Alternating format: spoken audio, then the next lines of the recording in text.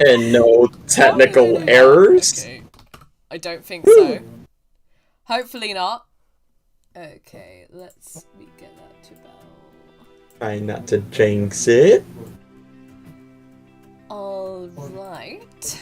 Let's see. There. I'm just gonna check on my phone and it's all good and live and I gotta share the streamer lounge. I see it. Hummus also. I see it right now. Also, Rachel is back and alive. For anyone that knows that she is still surviving in the internet world. I am not dead. It's not like I haven't done anything for 2 weeks. It's not the fact where it's more like, you know what? I had a good run for making content for like 2 or 3 years. I'm gonna make my retirements now. I'm gonna move on to a new life. I hit 20 and I was like, I'm too old for this shit, man. I gotta start thinking about like, settling down. I gotta watch the old bones. What about the content? What about the streams? Sorry, that's all in the past because right now I feel like a 30-year-old, even though I'm 20. Yeah, I'm too old for this stuff now. But my health ain't it. I've got the old lady bones now. I'm a boomer. I'm 20. The old lady smiled, married to the decaf coffee, have some little mocha babies. I have to have decaf now. Like, it's the hard knock life for Rachy Rach. Rachy Rach, is that my grandma name? I bet that's like the case. I'm definitely not comparing it to Richie Rich, but Ragey Rach was like one of those former nicknames that you used to have in the past. I got called Rach, which I love that one. That's actually my favourite nickname, but I actually never got Rachy Rach. I did have a really cringy one though. Oh my god, okay. This is so cringy. So there was this dude that I was friends with, and he had a major crush on me, and it was a really cringy, obsessive one. And his nickname for me, you're gonna vomit when you hear this. It was so cringy. It was Rachy Pooh. yeah. I wanted to die every time I heard him say it. That is super cringe as heck, man. It's like Rachy Pooh.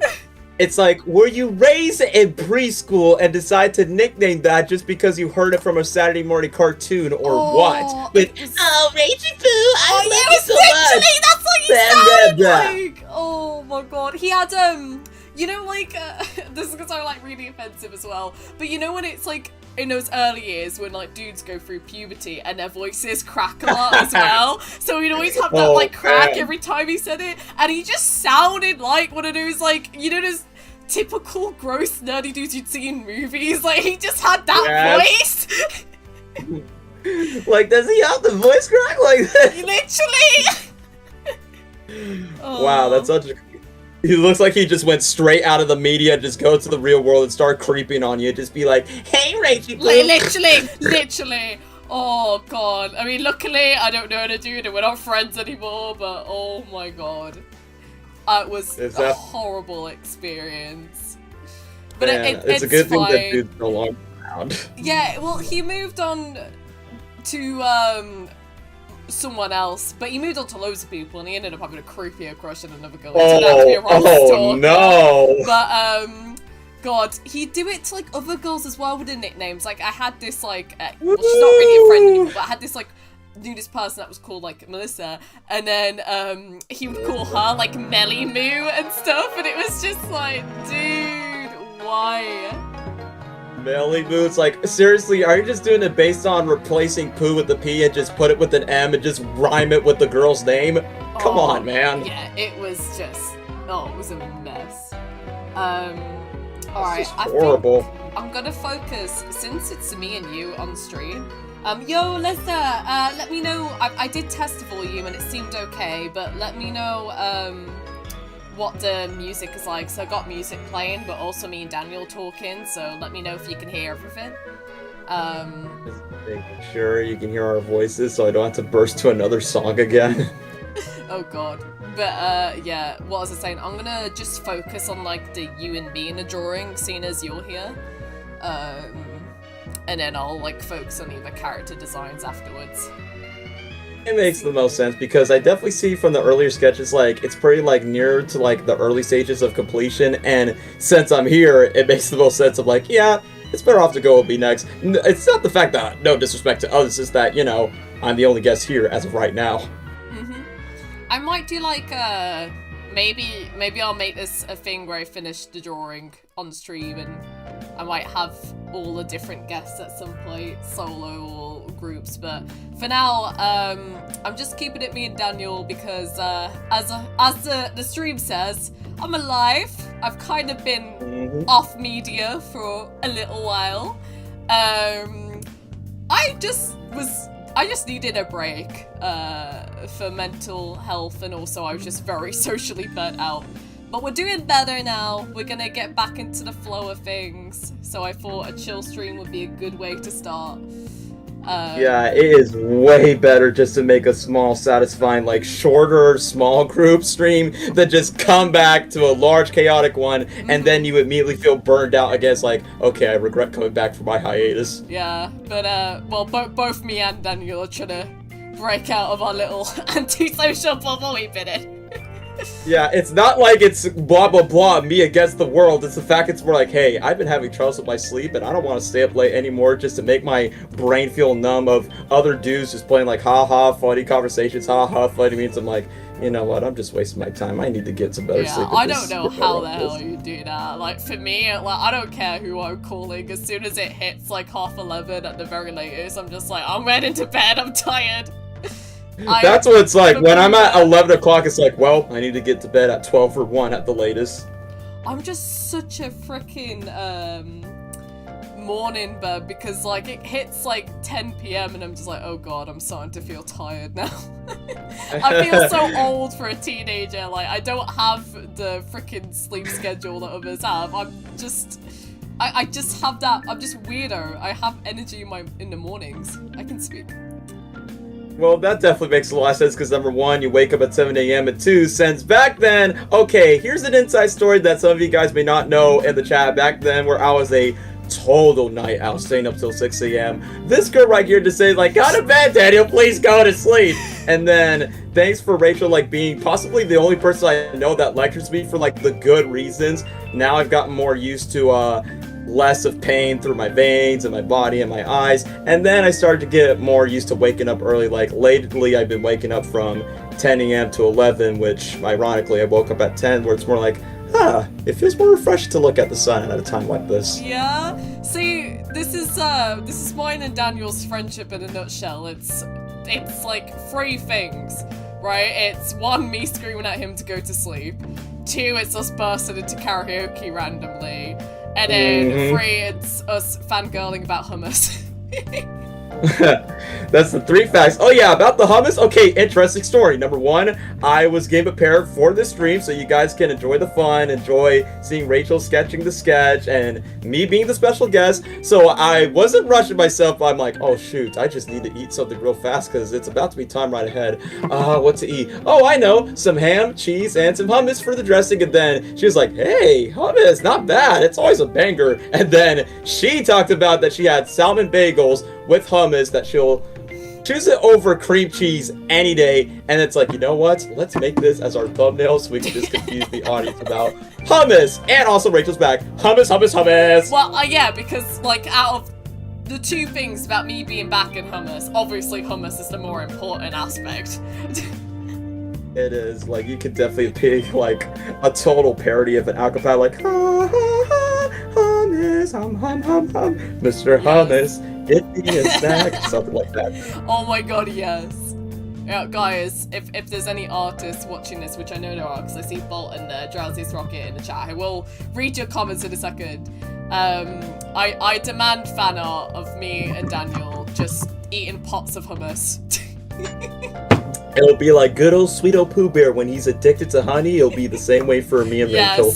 And then Bolt just put, hummus will never leave me. That is the superiority. I want that on a shirt now. Alright, but welcome Lesnar, welcome Bolt, welcome Drowsiest. Hello Sai Patel, how are you all doing? How have you been? Back to the rows of fan art ideas. Oh, if you're gonna consider, then do it. I dare you, Bolt. Firepower. Yes, do it, because I'm too lazy to. I'm not too lazy to, but I'm too busy drawing this. Because it's gonna take like a couple of days to get it done. Heck, maybe even weeks. Honestly. But yeah, how are you all? And how are you doing, Daniel? I'm doing a lot fine. It's a good thing that I feel refreshed and relaxed. How are you feeling, Rachel? I am good. I've had a good day. I have been doing a lot of story planning today, so that's been nice. I re-dyed my hair, so I've got some fresh blonde in. So I am going to be staying blonde for a month, guys, okay? It's actually gonna not be any fancy colour till sometime in summer when I go a bit ginger as well. But for now, we're just keeping it the normal blonde. In all honesty, I thought you were gonna save ginger for like the season of fall, just to like match up with the colors. Ooh, I might. You know, that's a good idea. Mix that with pumpkin spice and lattes. And now moving on. I should do that. I should do a colour that fits each month. I guess blonde is gonna suit some of the most, so I may as well stick it. Also, it is, because, you know, spring season, sun, and flowers, and all that stuff. Plus, I actually want to do a few cosplay streams soon, lads. I have ordered, finally, I told Daniel this, no one else knows yet, I have finally ordered a Spider-Gwen cosplay. So, we will be returning to the Spider-Man streams as soon as that cosplay arrives. And then I do also want to get, because there's two games I really want to play. I really want to play Persona 5, and I really want to play Metroid. So I am going to save up to get those games, and then I'm hoping to cosplay as two characters from there, because Samus is blonde, and Anne is also blonde. So it saves me wearing a wig. I just want to cosplay as anything that isn't involving me wearing a wig, because I'm sure, Daniel, you can relate when you've cosplayed. Wigs are like the worst thing in existence. Oh yeah, because I wore 1 wig, 2 wigs, ball cap. You get extra sweaty in it, and number 4, it just has discomfort whenever you try to move around. And make sure the wig doesn't fall off from your head. Oh, honestly, I don't know how you wore a ball cap. Like, wigs are bad enough. The ball cap, okay, number 1, had to get a haircut to make sure the hair is not visible, and number 2, make sure, like, whatever, like, I think it's sort of a glue or a gum, whatever it's called, stick it in and make sure it lasts for long, but if it sweats too long, it's like, oh, great, now it's not gonna last long. Like, one time, like, okay, now that we're on the topics of cosplaying, guys, so, for those that have been living under a rock, like, nearly a month ago, I had a Spider-Man cosplay based on Andrew Garfield's first Amazing Spider-Man 2, which I'm going to be cosplaying at April 1st at my convention in my local area. And in comparison from last year, I was Robotnik, because, you know, that's the fan favorite one that my followers love for me. And when I was done with the convention, I was like, Dad, can we please go home now? No, let's get some coffee and get some late night stuff at a gas station. A gas station with this costume on? And then I was sweating for so long, it's like, I want to take off the ball cap so bad, and I want to take a shower. Cosplays are so fun, but oh my god, the pain you can go through. It's like, when I was cosplaying as Gwen, last one, obviously I was wearing, like, massive heels, right? Not to make myself taller, the character herself wears heels, okay? Before any of you make those short jokes.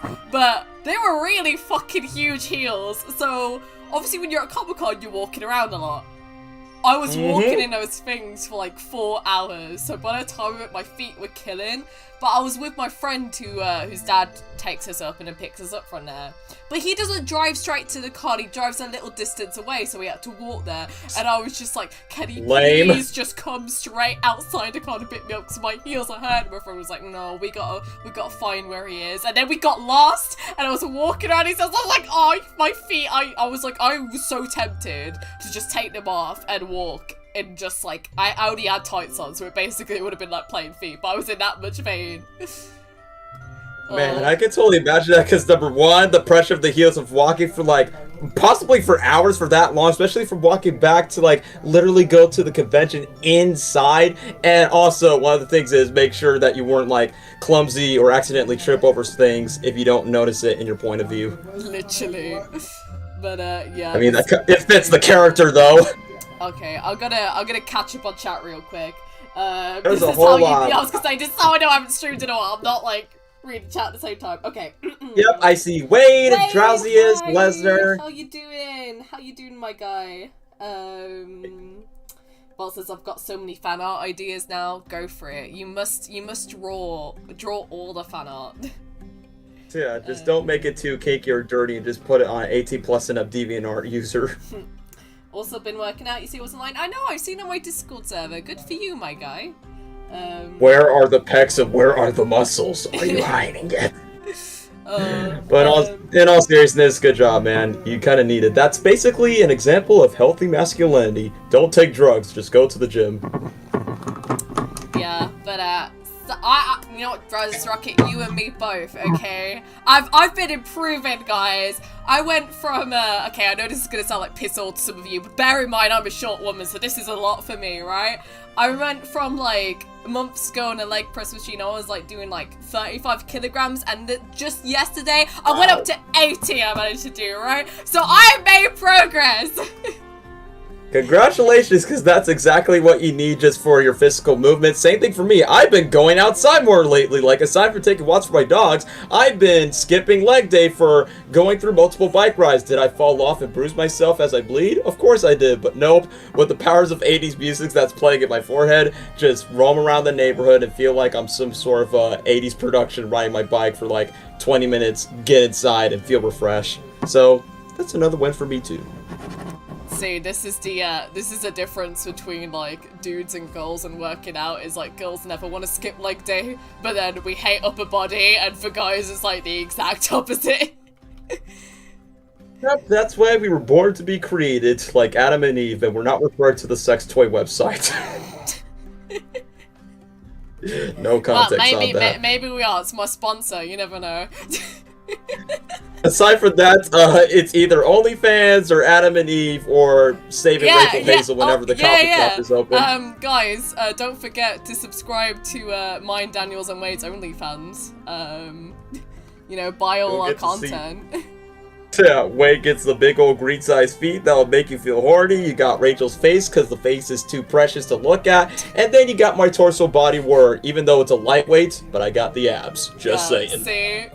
Top tier content. It is. Just don't view it for your kids. They're not suitable to see. Just let them watch Paw Patrol in the meantime. Also, hello, Mohammed. Hello, some you lazy beans. Look, I know we are, but shush. The sauce. I'm curious on Bolt's comments. I would consider to need to make an RB body pillow. So wait, you're gonna make a body pillow of the lemur? I thought he's gonna hook up with this ring bitch Mild Shocker. No, that's why he's making the body pillow. He's giving it as a gift from Mild Shocker, obviously. Gosh, now you're gonna make anyone feel flustered and be like they like to move it when they flustered. Oh my god. But yeah, you know, that would be great merch. We're gonna give that to Malchuk. Did this boy, and when I'm referring to this boy, Drowsy's Rocket, decide to share this image by saying, this is truly OnlyFans, and it's just a picture of Mario touching his cockpiece where he's wearing a Mexican sombrero. Oh Ay caramba! Nah, our OnlyFans is superior than that, okay? Lesnar, I'm about to subscribe right now. Hey, yo, Lesnar, I mean, since you're the guy that shows your moto size, sexy-looking pecs, then you might guess to see it for yourself. Oh my god. Okay, I need to catch up again. Also, thank you for the compliment, Mohammed, I appreciate that. What about the suit? I know spandex and I agree with you. Yeah, I feel like, I don't know. We're gonna see what it's like. It looks comfy. I'm just hoping the material is comfy, given that a spider suit is very skin tight. Very, because when I put it on for the first time, it was like so close to my arms and to my hands. It's more like, oh, so this is what the actor's supposed to feel like. And not gonna lie, when I put mine, it's like, man, I feel sexy when I wear this. So it's like, so if you feel for yourself where it gets attached to your body, through your arms, it probably might have like a similar texture to it. I hope to God. But yeah, people walking in heels scare me, then fear me, okay? Because I've I've learned to walk in heels. I taught myself. I spent like months of, it was like a training session. I was just like, I'm going to learn how to walk in these things just so I can feel taller. Just to feel the pressure on the heel, and like I said, just make sure you don't get tripped over by anything if you're being chased by a human or an animal or by force of nature. Oh, I have trained myself so hard I could run in heels. Okay, just make sure you can run off from a T-Rex from a different time period. Yeah, I am a scary force in heels, okay? I have made it that way. Fast with fox feet. My one fear of short women in heels. Gasp, run! What, just because you're afraid of shorties where they're gonna like grab their heels and they're gonna use it like it's a stabbing weapon, just be like, you're dead. Yeah, us short women are very terrifying, you know, you should definitely fear us. We are not like feeble little things you can easily kick over or anything. They're described as disgusting trolls or just nasty gremlins that you should not feed them after midnight. Oh my god. Sounds like a monster from a fairy tale when you describe it that way. Sounds like pretty mystical. That it actually sounds like a fairy tale fable, especially the British kind. Oh, ha ha. Sure, because the T is silent. Yeah, because we drink the tea. Haha. Oh boy, now we're back with this running guy again. Listen, as a troll that is very accurate, wait, you're saying that you're a troll that actually lives in a mystical forest, or you're just one of those bots that just, like, you know, DMs people by saying, follow my scam page so I can steal your money and make your life miserable? What offensive. Hashtag Wario Cheeks fight me. No, I'm not gonna fight you. Hashtag Wario Cheeks, guys. We demand to see Wario's ass in a Mario movie. Hashtag Wade's gorilla-sized hippopotamus butt cheeks on screen. No, hashtag Wade's feet. Okay, yeah, the feet will definitely be more tolerable than the big-sized butt crack where you almost fall off the chair. Aside from picking his nose and eating it like he is a gorilla. I mean, Wario has some cake. I mean, it's either just you stack it up into 3 layers where it feels like Napoleon ice cream, but just make it thicker.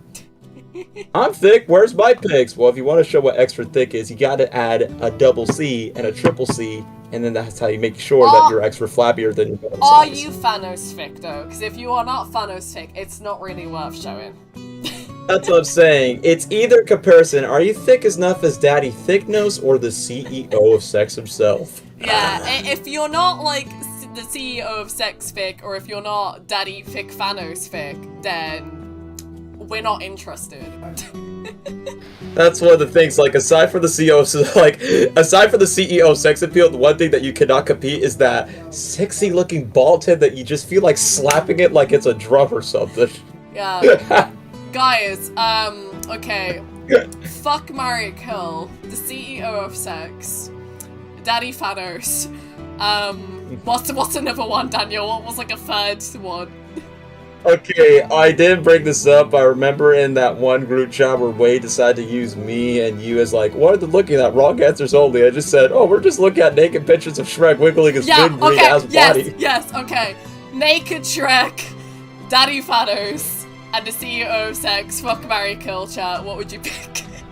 As horny as that sounds, those are my comfort fat thick people meme. Like, what is up with me finding based on pop cultural icons that are overweighted and make it funny?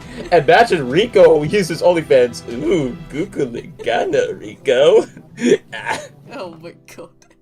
This is how you know it's me and you streaming, because it either revolves into one or two things after like the first 5 freaking minutes. It's either like really dirty humor or it's karaoke.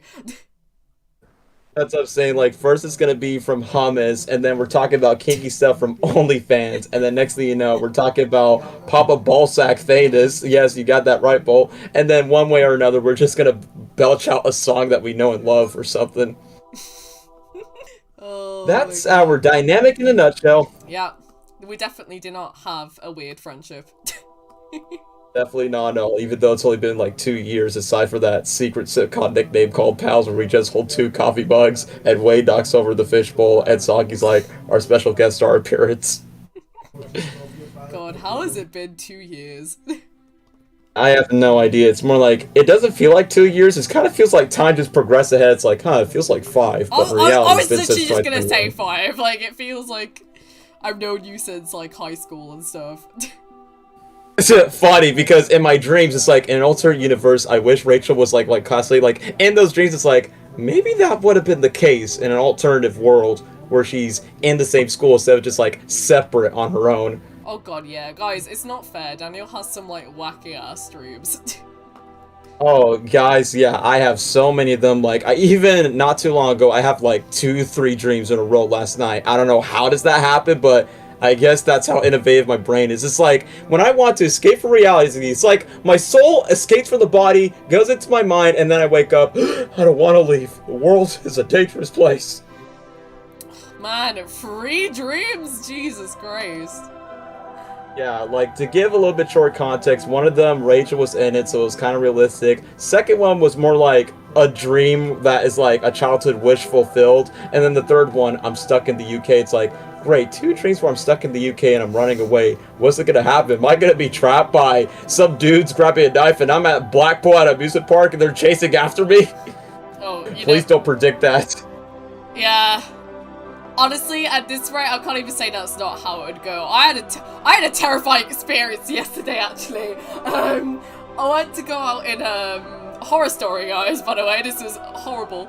I went to go out to town yesterday because I had to go to the gym to do some shopping, and then I always have to take the bus to town, and I was waiting at the bus stop, and there were these 2 dudes that were behind me. They were like 30 to 40s. They're like typical guys you'd see at a pub. They looked very rough and stuff.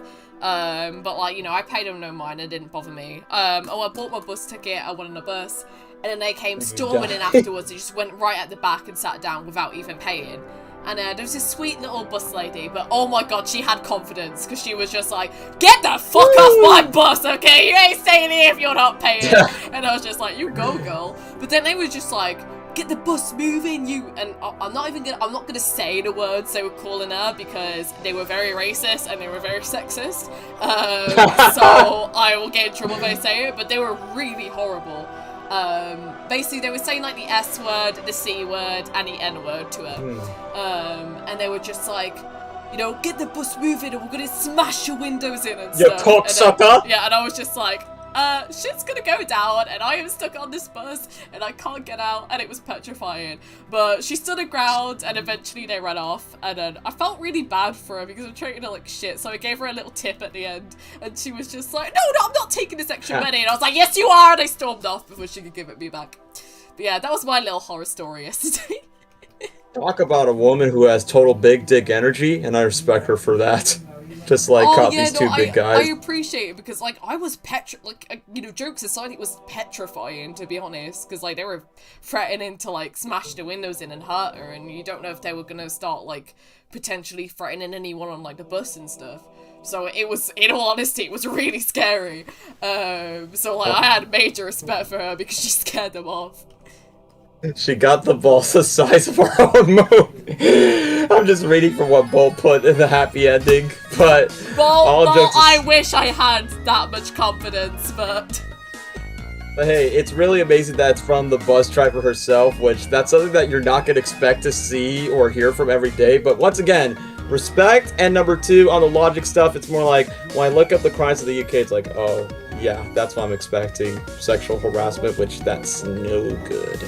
Yeah, it's great here, you know, not really, especially when you live in like one of the more dangerous areas in the UK, but it's fine.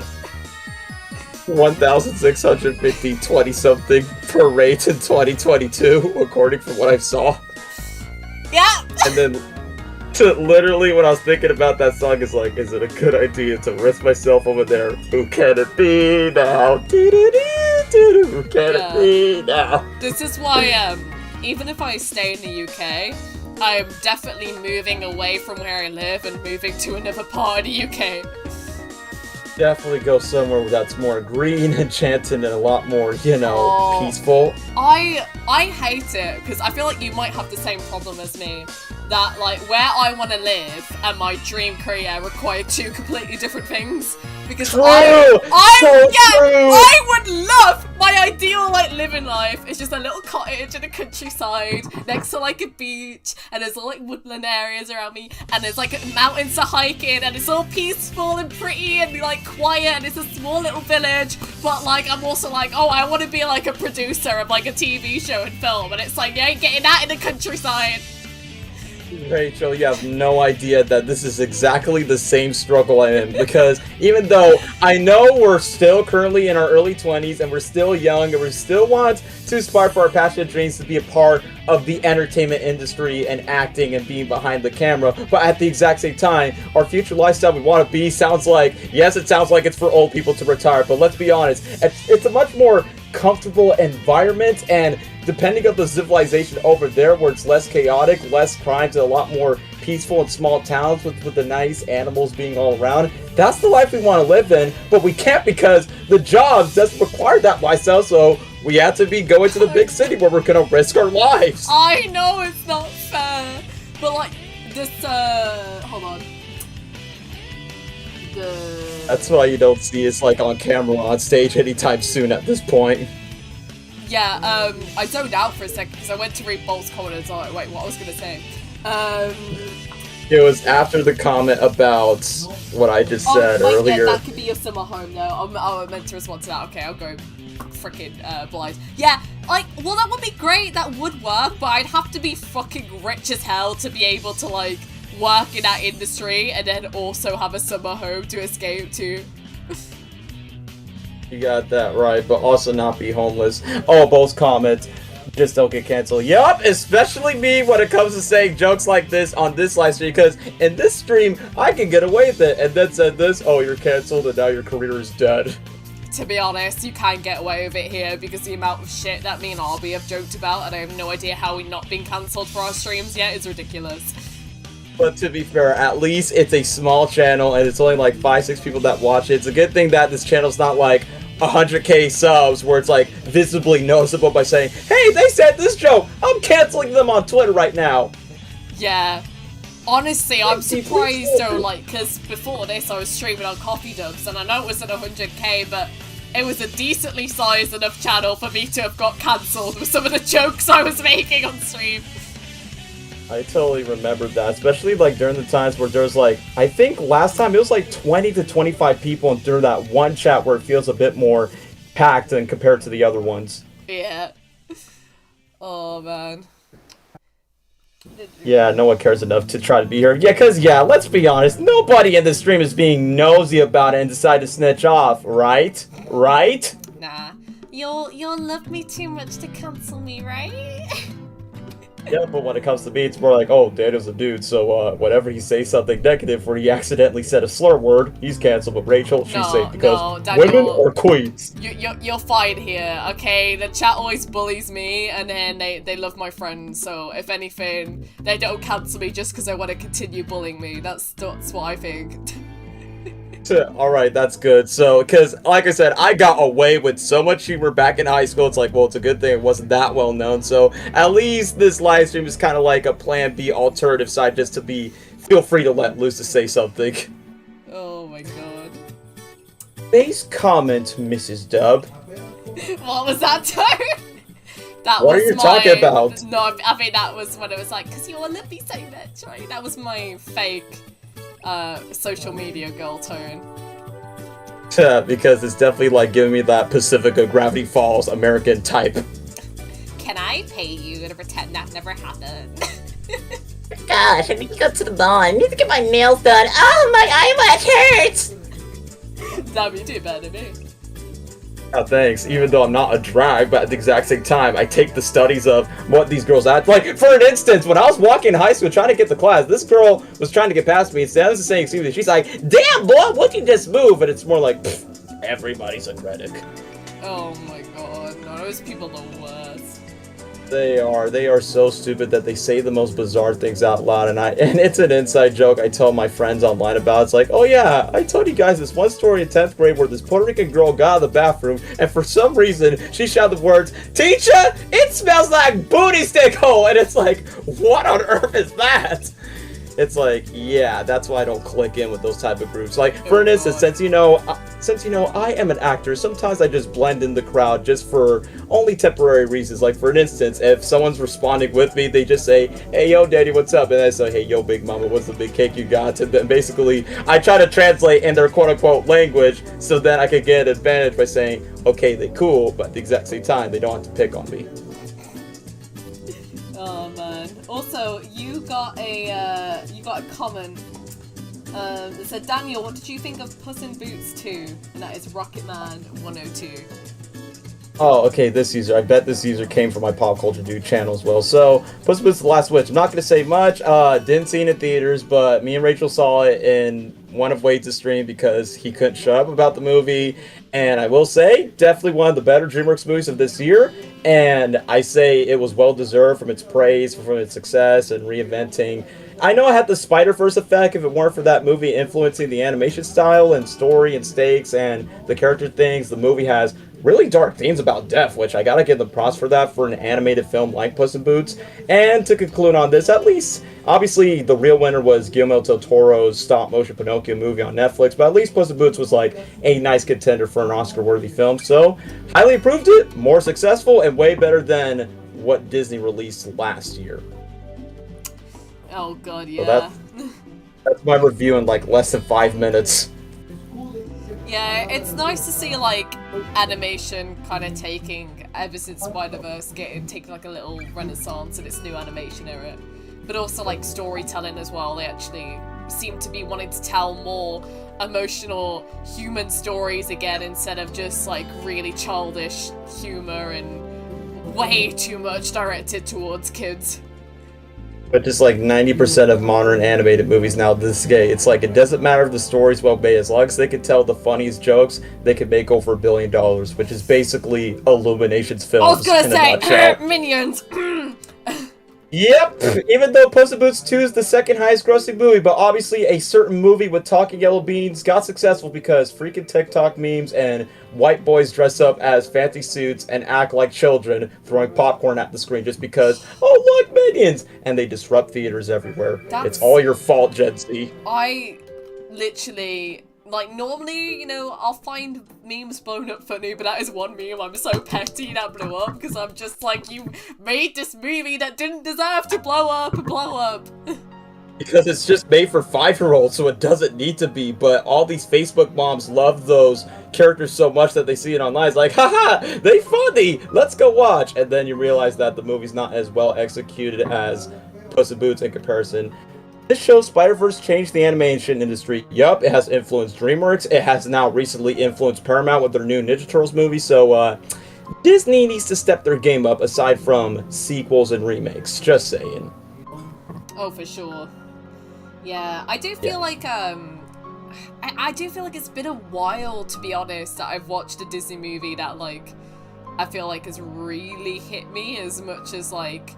The golden era was like my favorite, which I think was like what was it? It was like from, the Renaissance era. Yeah, wasn't it like Little Mermaid onwards or something like that? It was one movie. Yes, it was. Yeah. It started from 89 to 99, and I'm gonna name them all: The Little Mermaid, Beauty and the Beast, Aladdin, Lion King, Hercules, Hunchback of Notre Dame, Pocahontas, Mulan, and Tarzan. All those films changed Disney forever, and to us, arguably speaking, since we're 2000s kids, the most nostalgic era of Disney for us. Yeah, but like I don't even think it's just my nostalgia bias, like the storytelling and like okay, this is nostalgia bias actually. I miss 2D animation. I'm sorry, it just hits different. Oh man. Movies. That's hilarious because ever since I remember I discussed to you one time that, yeah, the last 2D animated movies, not counting Teen Titans, like the real last one was the 2011 Winnie the Pooh movie, and it was a really wholesome movie, but it flopped because, the hype of Harry Potter and the Deathly Hallows Part 2, and that was in competition, so that blew it. And not gonna lie, I was rewatching a video about a certain childhood like a fan favorite childhood movie that was fully 2D animated, but it flopped in the box office because, 3D animated movies was the norm, was the 2006 Curious George movie, because that's a comfort childhood movie. It's like, I love the animation, the songs, it makes me feel like a kid again. Oh, it flopped because that was the only 2D animated film, because the rest was Cars, Over the Hedge, Barnyard, and 3D was like the mainstream sell, so it's like, We missed that. At least Spider-Verse, on the other hand, it's still 3D, but you can definitely notice the 2D homages from its originality from the sketches. So it's still in that touch of that. I have nothing against 3D animation, like there's been some really good ones. I just wish it didn't have to replace 2D, like, why can't you just have both? It's better just to get the best of both worlds, just saying. Yeah. And now... Oh, sorry, you go. I was reading the comments where Wade says, Spider-Verse trilogy will be superior, I don't care what anyone says. You could tell that to the Venom trilogy, just saying. Ooh, Drowsy is, you just mentioned a fan-favorite movie that Rachel likes. What? Oh my god, yes! Movie. Yes! That is the... Sorry, you're coming to excited now. That is the most underrated Disney movie ever, okay? I will put my foot down on that. Pooh's Heffalump movie is one of the best Disney movies, okay? It was Zootopia before Zootopia existed, and it was even more wholesome and better than Zootopia. Fight me, okay? Shoulder to Shoulder is one of the best friendship songs ever. That is so freaking wholesome, and just Ruin Lumpy's friendship in general is just the most purest thing that witness that I will ever watch. Okay, thank you for coming to my TED Talk. Subscribe and like for more. I need to make that video on the Coffee Chats channel. It's just a video. That would be so funny. In self-defense of Pooh's Heffalump movie, why is it the most underrated Pooh-related film in the whole entire franchise? We do have soft spot for the Tigger movie, but no one talks about the Heffalump movie. Yeah, everyone... look, I love the Tigger movie, but that's all anyone ever talks about. The other Winnie Pooh movies were just as good.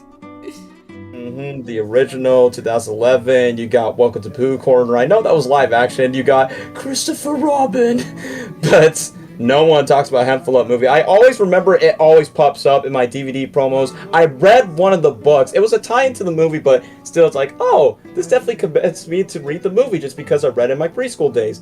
And once again, it was definitely very wholesome, including the relationship between Rue.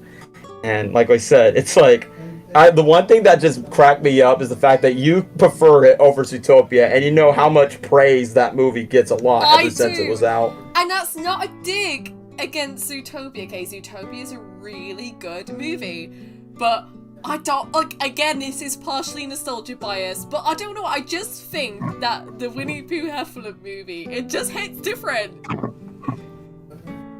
Just saying, it's like, it's not just for the sake of nostalgia, it's just that it's one of those movies that definitely needs to be rewatched again, and then it's like one of those movies, like, when you're a kid, you appreciate for what it is, but is it going to age well as an adult? But once when you look back, it's like, how can people forget about this? This should have been acknowledged more.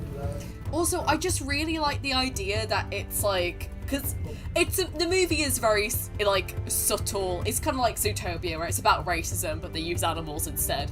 Yeah, with elephants, ironically, just like Dumbo. But I really like it because it's from the perspective of, like, two kid main characters, which kind of shows that means that, like, all this kind of, like, discriminatory stuff is just taught in their brains and stuff, like, no one naturally has it. So I just like that the movie shows that.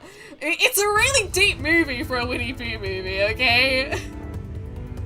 So much thematic themes that feel so adult for a G-rated movie that was in theaters and then straight to DVD for your kids to watch.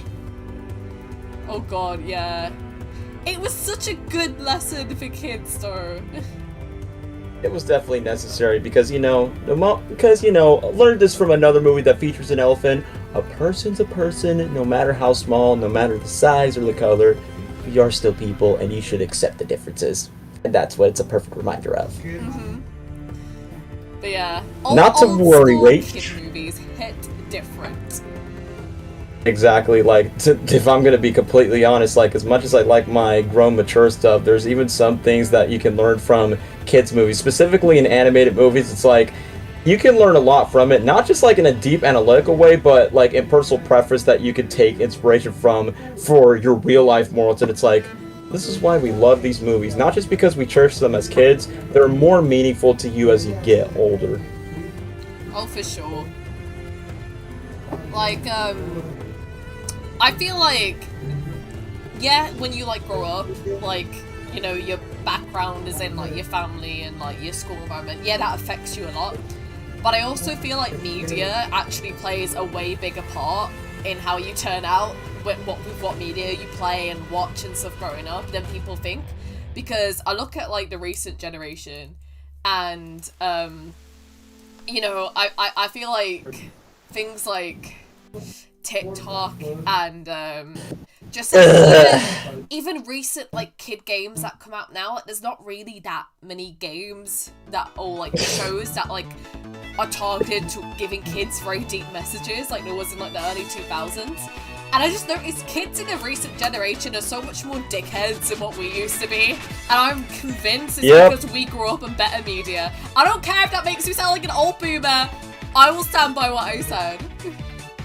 I definitely agree with you, because kids nowadays, they're just being zombified to this disgusting filler cringe that is not pure content, it is not pure art. It's like giving fast food to peggy hungry customers every single day until they're obese with too much filler and not, you know, quality content in their face that they should have been raised in by their respective parents that could have shared that. That's why when I think about it, it's like, yeah, someday, whether or not if I become a parent, I'm definitely raising the kids what I grew up on, so they don't have to be brainwashed of kids of today and make them distinct in who they were before.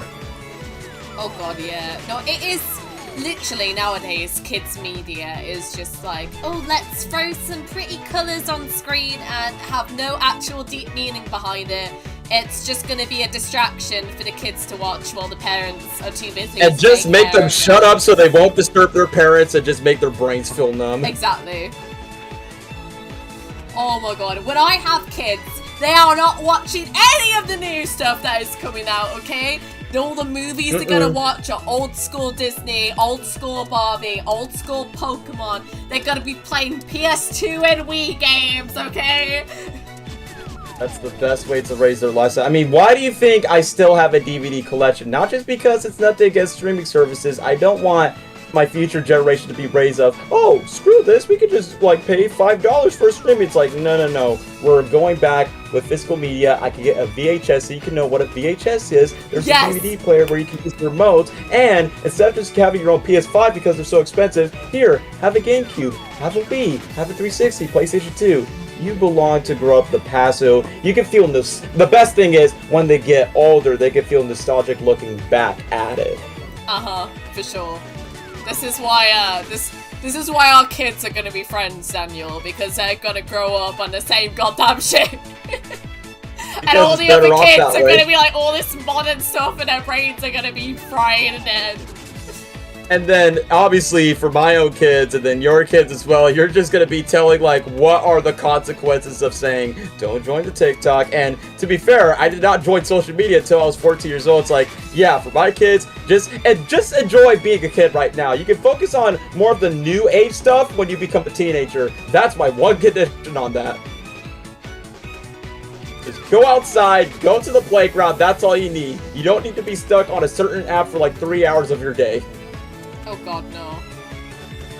I don't care if I sound like one of those people. I don't care if you blow up like crazy on it. I just refuse to get TikTok. I can't bring myself.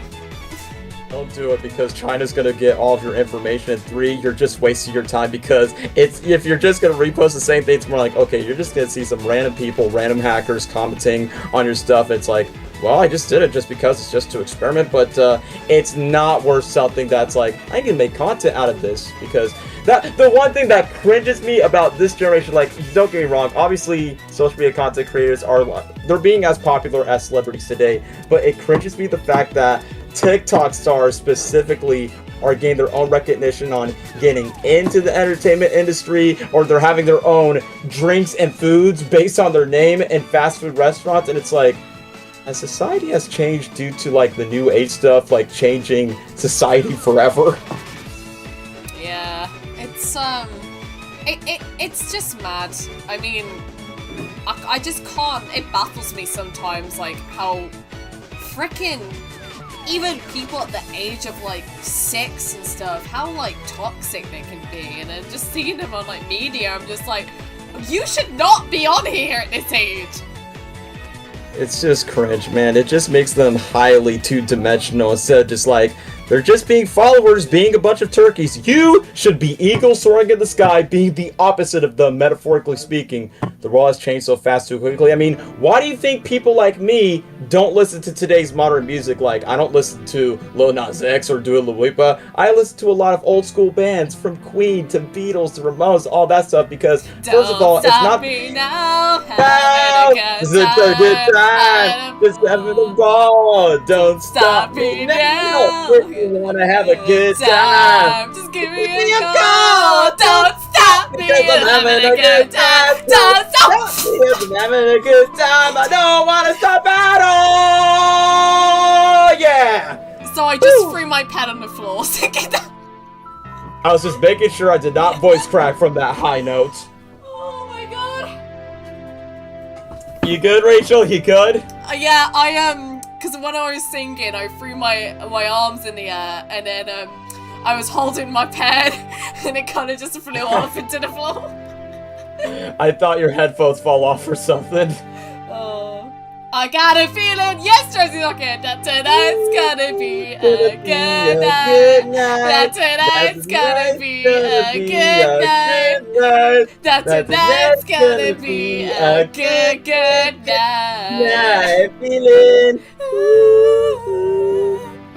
Thanks a lot, G-Force. You're the one that made me obsessed with that song when that film premiered in 2009. Oh my god. Because they played it a lot in the end credits, including in the middle of the film. It's like, well, I guess that was my introduction to Black Eyed Peas. But here's the thing, that's the music we all listened to when we were kids, and it was just fun and upbeat. And like, YouTube-wise, like, I wasn't watching all these freaking, like, videos that were like way too old for me to watch at that age. I was watching the Duck Song and Nyan Cat that lasted for 10 hours and sitting on a toilet, okay? I was just sitting there and just listening, and just sit down while you're taking a whiz or a dookie on the toilet. No, I mean that, like, do you remember that, like, old YouTube video that was called Sitting on a Toilet, where just that dude was, like, sitting on the toilet? Sitting on the toilet, I'm too obsessed with that song. Which one? I Got a Feeling or the Duck Song? And then also, one of the best old school, like, videos on YouTube. Cat, I'm a kitty cat. I love that one as well.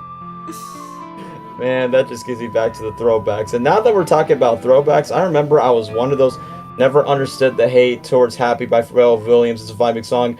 Don't remind me. I mean, I like the song, but I regret that my 12-year-old self always danced in public places for no reason. Dance in a barbershop, dance in a grocery shop, and even in a school classroom whenever that song plays. And I regret every moment of it. Yeah, I like the song. I just, again, it's with any song, when it's overplayed, naturally, it's just gonna get on people's nerves a little bit. That's how I felt with Bruno Mars. It's just, yeah. That's how I felt with Uptown Funk, and when they played it in kids' movies, it's like, I got so tired of listening to that song in high school when they blasted for, like, school alarms for the next class, and the next one, and the next one. The only song I never got sick of, and it's like my #1 guilty pleasure song, when it's like, it's going down, I'm headed tonight, you better run. Yeah. It's a good thing I wasn't alone on that, because, not gonna lie, even in my music playlist, I'm like, what are my favorite modern songs in the early 2000s era? Because obviously for us, that's our nostalgic era, but number 2, that's when modern music around that time were tolerable, but also catchy, and not like, you know, loud, chaotic, subliminal messages in today's songs of right now. Yeah. I just realized I freaking forgot to put the arrows there. That's why the hands in that position. Okay, I am done. But yeah, what about the hours? Oh no, I'm muttering to myself art things. But yeah, I used to like pop music when it was like early 2000s, to be honest. I actually had some good ones, but now it's just like, so many. It all sounds the same now. I can't vibe with it. I'm like, I miss the originality. It's just nothing but the same, which is why I get cringe out from it in high school. It's more like, come on, it's too generic, it's too loud, and it just feels like not too distinct. Even though, like when you mentioned about pop songs, it's like, it's not the same of listening to Owl City and Carly Rae Jepsen singing, "It's Always a Good Time." Yes. They don't have those songs anymore. I know, I miss those things. Me too. It's more like, that's why in my spare time, I add them to my playlist. And two, like I said, we had that one discussion. It's like, the best way to escape from reality is you either play a song or a music track that feels like you're back in that timeline. You're back to that throwback. It's more like, I'm not in 2023. I'm back in 2012 now, jamming out to this. Honestly. Like, just take me back to early 2000s. I don't ask for much. It's like that one time where, yeah, I bet some of you people in the chat can relate to this, whether you do this or not, but I do it, Rachel does it. We sometimes look back at nostalgic commercials in our early 2000s decades in our respective countries.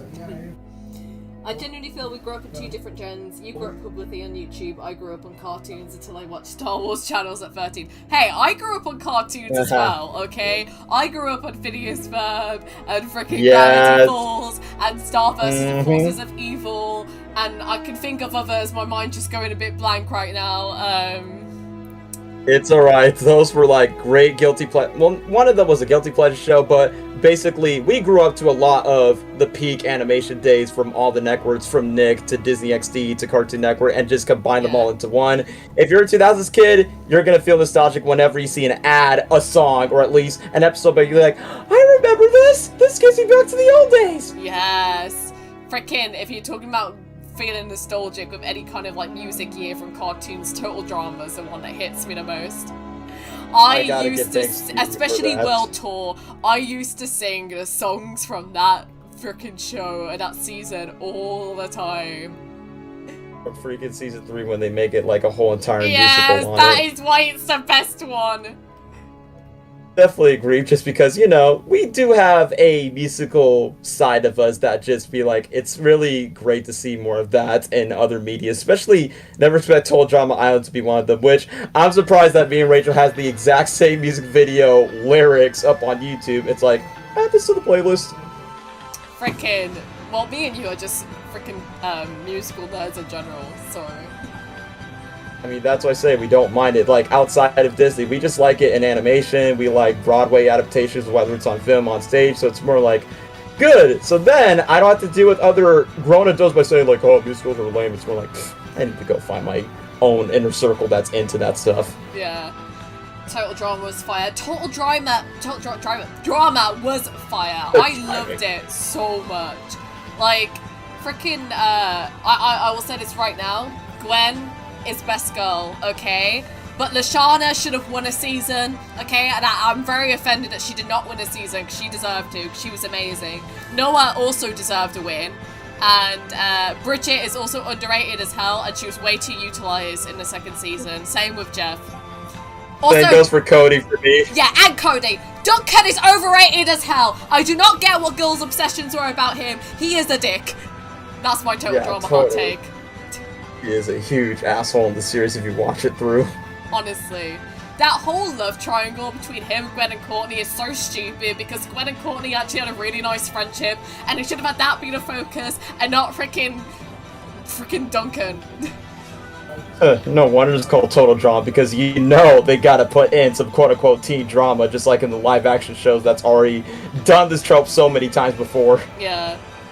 But going back to like the previous topic when we were discussing cosplay a bit, I always thought that would be like a really fun idea, is if you had like a huge group that all cosplayed as like Total Drama Island characters. That'll be so interesting because, first of all, they're all human, so it's not going to take that much. So it's all depending, like, what's the right clothing that will fit for, like, each person in the call would match the character. Well, and, like, it's such simple clothing. So cool. I don't know how it's not been done yet, because I know it requires a lot of people. But in terms of, like, the costumes themselves, they would be, like, really easy. Like, super easy. I could do a Bridget cosplay like that. I have the eye color in her hair already. I just need a blue hoodie. It would literally be that simple. Like, literally, I remember that Wade was talking in the group chats. We're like, hey, you definitely have the looks for Bridget, and, you know, she has her love of animals, and I could definitely see, like, it's kind of like when I decided to cosplay as Marco, it's like, wow, the reflections between the characters is going to be unhinged. I think that's definitely going to be you if you dare to cosplay for Bridget from Total Drama Island. Oh, hell yeah. Although you remind me I need to get a Star cosplay as well, because me and Daniel are adamant on this that Disney should hire us.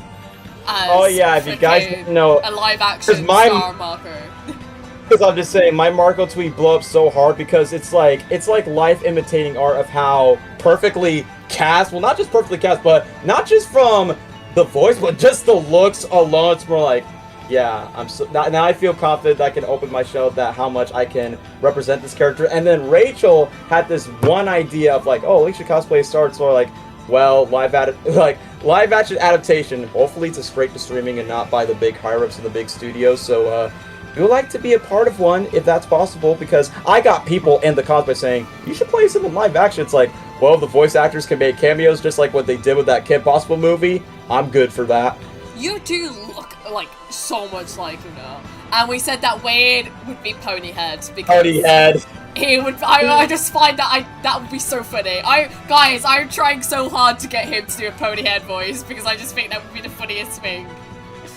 It's a good thing that he actually attempts to give it a try and just be like, what up, home fry? And then I just make a joke by saying, like, for live action adaptations, are we gonna see G.I. Wade's face or just do the voice? He's like, nah, I don't want to be mocap with so many dots on Wade's face and look like a horse. I'm sorry, but I can just imagine, like, Wade's face, and it's not, the rest of it is just a pony head, right? But it's just Wade's face, and then the rest of it is just that glittery pony, and it is a horn and stuff, and it would just look like the most cursed thing in existence. And then he just wears nothing but a blue screen, like, mocap suit all over his body. Oh boy, Mid-Shocker's here. I mean, Miles Shocker says, Sup, Ravel and other person. Who's Ravel? Is that some, like, AU version of me? I was gonna say, is that like a Ravencross hybrid, but just mix it with hell?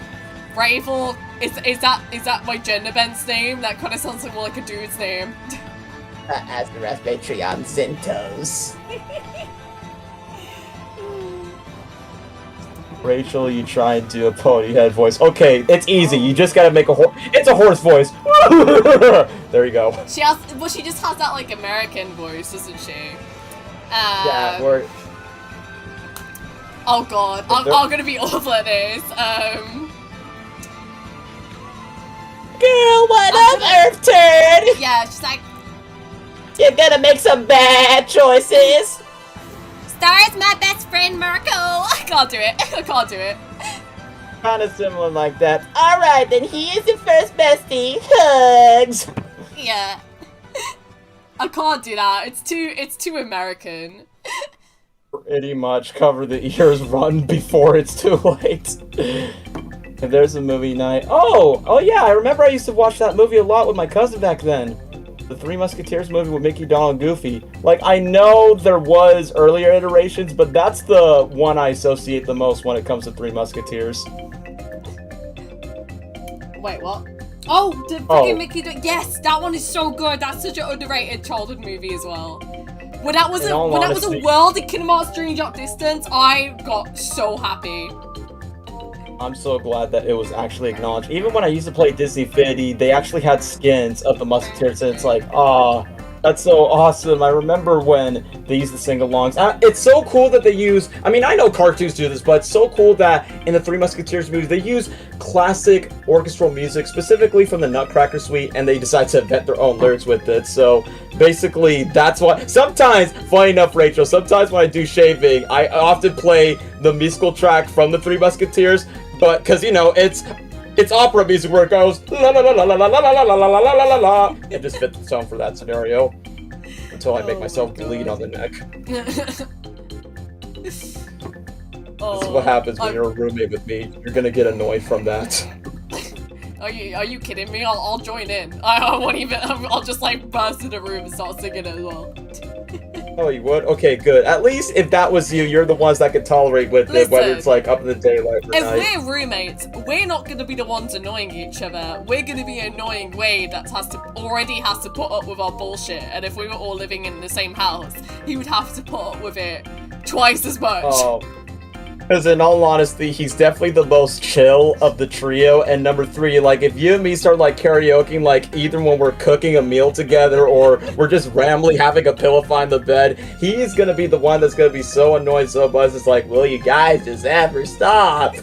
I feel bad for Wade now. Literally, that is our like little trio in a nutshell. It's just me and Daniel being chaotic as fuck, and even though Wade's like the youngest, he just has to be like that. It almost is act to act like the oldest one, just putting up with our bullshit. It's like, you know that like trio meme where it's like the two chaotic idiots are in jail, and then that one friend has to like bail them out. That is like our dynamic. It is, and that's basically just us bailing out Wade from the last time that he got arrested in that potato stream in 2021. Half of our DMs on the Wacky Trio chat is just me and Daniel pestering Wade for him to get me my Barbie Happy Meal toy already.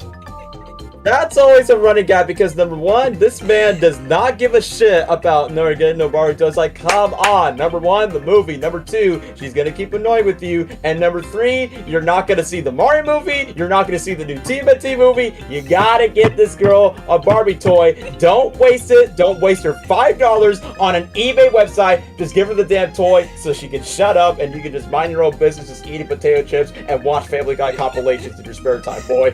And I'm exposing the heck out of him in this stream, whether he's watching or not. Wade, we love you, but we love bullying you more.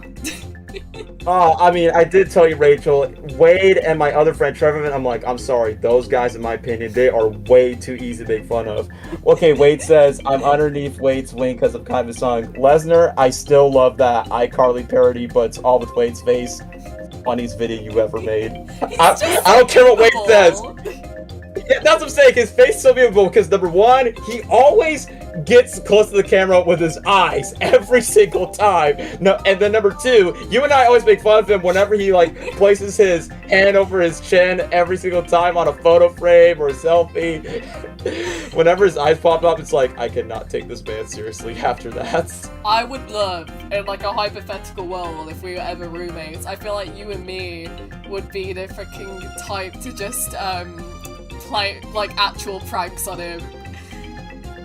That would be so hilarious. I mean, basically, he's gonna be so annoyed where I'm just gonna constantly just repeat the same phrase and the same guy. Because I always make fun of him by that one post. He was privately texting to me when he graduated high school last year. And when he texted the comment, looks like I got a big ass forehead. Plays the hand on his mouth and it looks like he's about to cry. It's more like, I'm gonna associate you with that phrase. And then next thing you know, the pranks, it's gonna take me back in high school when I used to do that to multiple people. So Wade, you're a victim for that on my bucket list. Yeah, okay, sorry to interrupt, but I feel really bad because Rocket Man's been ignored. I think he asked the question. We scroll up. Is it another freaking Puss in Boots cause? Like, bro, you've already asked me that other times. It's fine, we can answer again. What are your what are your fave Puss in Boots 2 characters? Right, okay, I'm gonna be stereotypical and say probably Death. Oh, the wolf character? Yeah. That definitely makes sense. But I do not simp for him like the internet does, I just think he's a cool character. Yeah, Wade! I'm sorry, I'm not going to simp for a wolf that tries to kill you! It's a furry! It's a furry! Kill it! Sorry, it was an inside joke. No, you're fine. I have been called by the mildly shocking one from a username Exploding Loaf. Clever username, by the way. Rachel Secret Collie Furry. So, okay, you want to know self-defense? Does this count as being a furry when you sang the song? What does the fox say by singing the lyrics? Your fur is red, so beautiful, like an angel in disguise. Because I swear, that's like half of you people in the weeb community simping for girls on anime shows with fox ears and fox tails, and you wish to have them next to your beds. Admit that. Oh. I witnessed it. I'm not, but I know you're all not gonna believe me anyway, so... People still remember that song? Of course, the song's gonna turn 10 years old this year. We were just on a ramble about all the songs, okay? You were. Why does she want the toy? She really looks like a Barbie doll, just dull and lifeless. Hey, listen, Barbie is iconic, so if you're saying I look like Barbie, I will take that as a compliment, okay? Who knows? You're gonna inspire her to cosplay as Barbie herself when yes! it comes out on her life. I want to do a Barbie cosplay now. That'd be so cool if you actually like took the inspiration from the outfits, not just from the trailers, but from the on-set photos, and then you actually try like dare to recreate that for the film. I will. Guys, when the Barbie movie comes out, I'm gonna cosplay as Barbie and I'm gonna do a cover of Barbie Girl. Oh yeah, but it's not gonna be what you guys are gonna expect. You're expecting Rachel's gonna sing the Barbie parts? Think twice. Yeah. Just saying. Yeah, I'm gonna do a cover of the Barbie Girl song with someone one day, and it's not gonna be what you guys are expecting. Let's just say it's gonna be a lot more kinkier, and it's gonna be I don't know how to say this without spoiling. Let's just say prepare yourself whether you're gonna be turned on or turned off by it. Sing it now with Daniel. Are you sure? Sing it now? Alright, wait, okay guys, do you want me to be Barbie or do you want Daniel to be Barbie? Who do you want to be Barbie and who do you want to be Ken? I was gonna say, which one? What do you think will be more attractive? Like if I decide to do my girly voice, or obviously that, Daniel. They say do it, but Rachel's asking you a question. Which roles? Rachel's Barbie, me as Ken, or me as Barbie or Rachel's Ken? Choose, chat. See, I was expecting that much, eh? Yeah, just sing for your girl voice, Daniel. Okay, yeah, they're gonna love sweet old Daniela in an alternative universe. But obviously, I have flat. I'm gonna disappoint you dudes because I'm flat chested, but don't worry, I'll get myself a plastic surgery to make my boobs bigger. Just get a push-up bra, it's fine. That's what the rest of us do. That's all I'll do. I'll just put the panties and the balloons inside my woman tits. But anyway, since you guys are like Daniel's Barbie, Rachel's Ken, I'm ready for it. Okay, let me get the Barbie lyrics up. It starts off with Ken first, and then Barbie speaks. Yeah, so we're gonna do the speaking parts. Because that's how we introduced the song in the first place. Okay. I'll be ready when you are, hot stuff. Wow, I'm gonna fluster the chat right now. Oh, you are cursed, my guy. I know, because I remember when I made the senpai joke from that one Spider-Man stream, and then you just said, Daniel, whoa, this plus I tried to free Daniel's nipples! Don't worry, guys, I always shave it, so if you want to see it or lick it, it's hairy-free. Fuck off, the message is too long. Okay, I guess we'll just do, like... I'm gonna have to send this in parts, because it's saying the message is too long. Give me a second. I love Bolt's kinky comments. Daniel, just get a bit chubby and get your man boobs out. Oh yeah, I was when I was 10 years old, but if you would have just called me out, then you'll be arrested. I already got the lyrics on Google, but I'm just making sure if you can read it for yourself. Oh, you've already got the lyrics? Oh, okay, never mind, then that works out more than me copy and pasted. Alright. No, not really. You can just read it for yourself. Perfect timing! My background music just finished. I was just about to turn it off. Alright. Great. And we're not playing the music track because, you know, copyright reasons. Mm-hmm. We're just gonna have to have our wonderful voices. Okay. Are you ready, Barbie? I am hot stuff. I want to taste that plastic. I'm not gonna be able to take this seriously. Alright. Okay, you guys asked for this. Hold on, let me try and think. What's gonna be my man voice? Okay, I'll take that as deep and sexy. Yeah, I like me some raspy boys. Okay. Alright. 3, 2, 1. Hi, Bobby. Hi, Ken. Do you want to go for a ride? I can. Jump in. I'm a Barbie girl in a Barbie world. Life is plastic. It's fantastic. You can brush my hair and dress me everywhere. Imagination is your masturbation. Come on, Barbie, let's go, Freddy. I'm a Barbie girl in a Barbie world. Life is plastic and time's fantastic. You can brush my hair and dress me everywhere. Imagination, life is your creation. Bum, bum, bum. I'm a blonde people girl in a fantasy world. Just begin, make it die. I'm your dolly. You're my doll, rock and roll, feel the glamour and pink. Wait, no, what one is your one, isn't it? Glamour and pink. Is it, wait, hold on, is it Kiss Me Here thing Ken or Barbie? I forgot. Yeah, kiss me here, okay, yes, me Ken, there, kiss me here, hanky, touch me there, hanky panky. You can touch. You can play.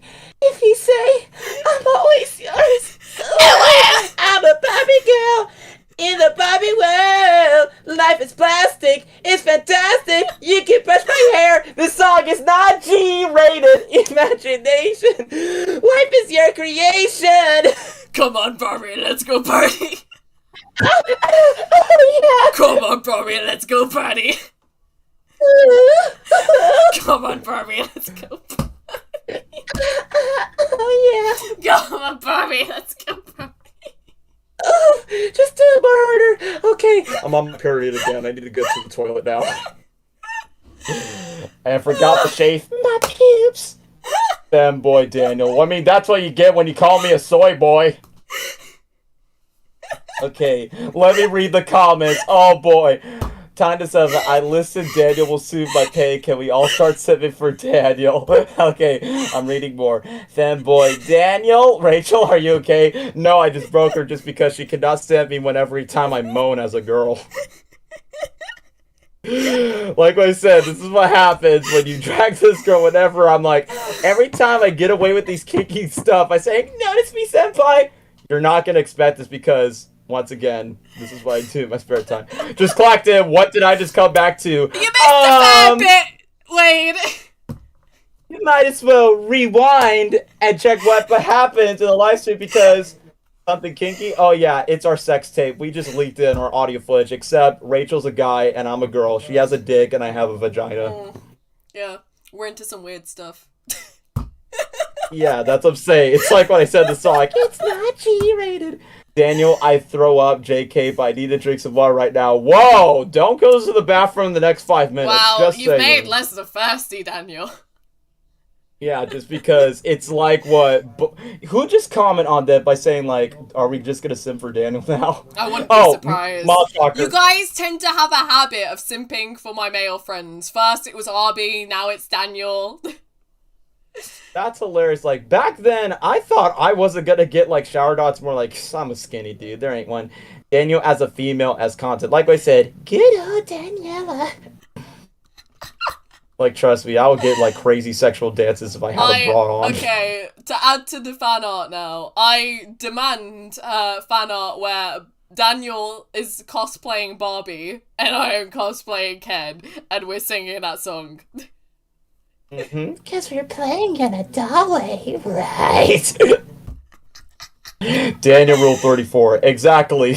Leak it right here, and the next thing you know, you're not going to see me wearing panties because I throw them all away. Say less. Yes, Wade! Say no more. Say no more.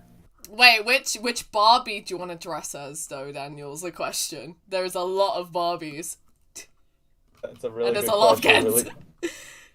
Yeah, yo, give me your OnlyFans right now. I'm telling you, like, you're gonna hear nothing but It's Raining Man. I'll send you the link in the DM. Once when you hear It's Raining Man, you just cannot help but to look at my hairy ass with my torso cheeks and everything else, and you'll be turned on from it.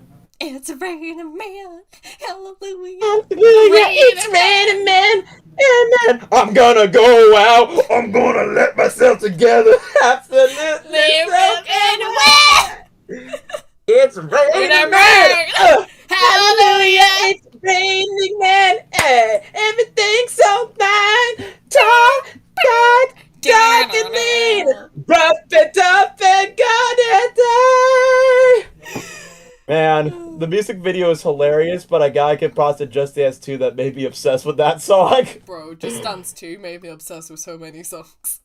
I'm obsessed Really? with Timber because of Just Dance. Me and my best friend, because like during like PE, when you got to like year 11, which is when you're about 16 in the UK, you had actually got to choose what you do for PE. Sorry, I'm losing my voice here. And you could choose like multiple different things, right? Awesome. And let me replay the music, by the way. I just realized I haven't done that yet. And we would freaking either You could even do things like dodgeball, which I did love, like football or stuff. But what me and my friend would do instead is we'd go to the gym room, but we wouldn't actually use the gym equipment. We'd get up YouTube and we'd get up Just Dance, and we would just like both be like the freaking do you remember the Timber video on Just Dance where one person was like the panda? I do. Yeah. I would, my best friend would be the panda, and then I would be the other girl, and then that was just what we did every PE lesson, and it was great. Or I did dodgeball, because I did love dodgeball, it was my favourite sport, but it was swapped between the two. Hey, Just Dance is still a physical activity, but the difference is, hey, you're doing a duet dance with your good best friend, and just changing it up with the panda and the girl just dance down the timber. That is just awesome. It was. Oh my god. Wade, since you're here, both of you, if we ever meet up, we need to do like a Just Dance session.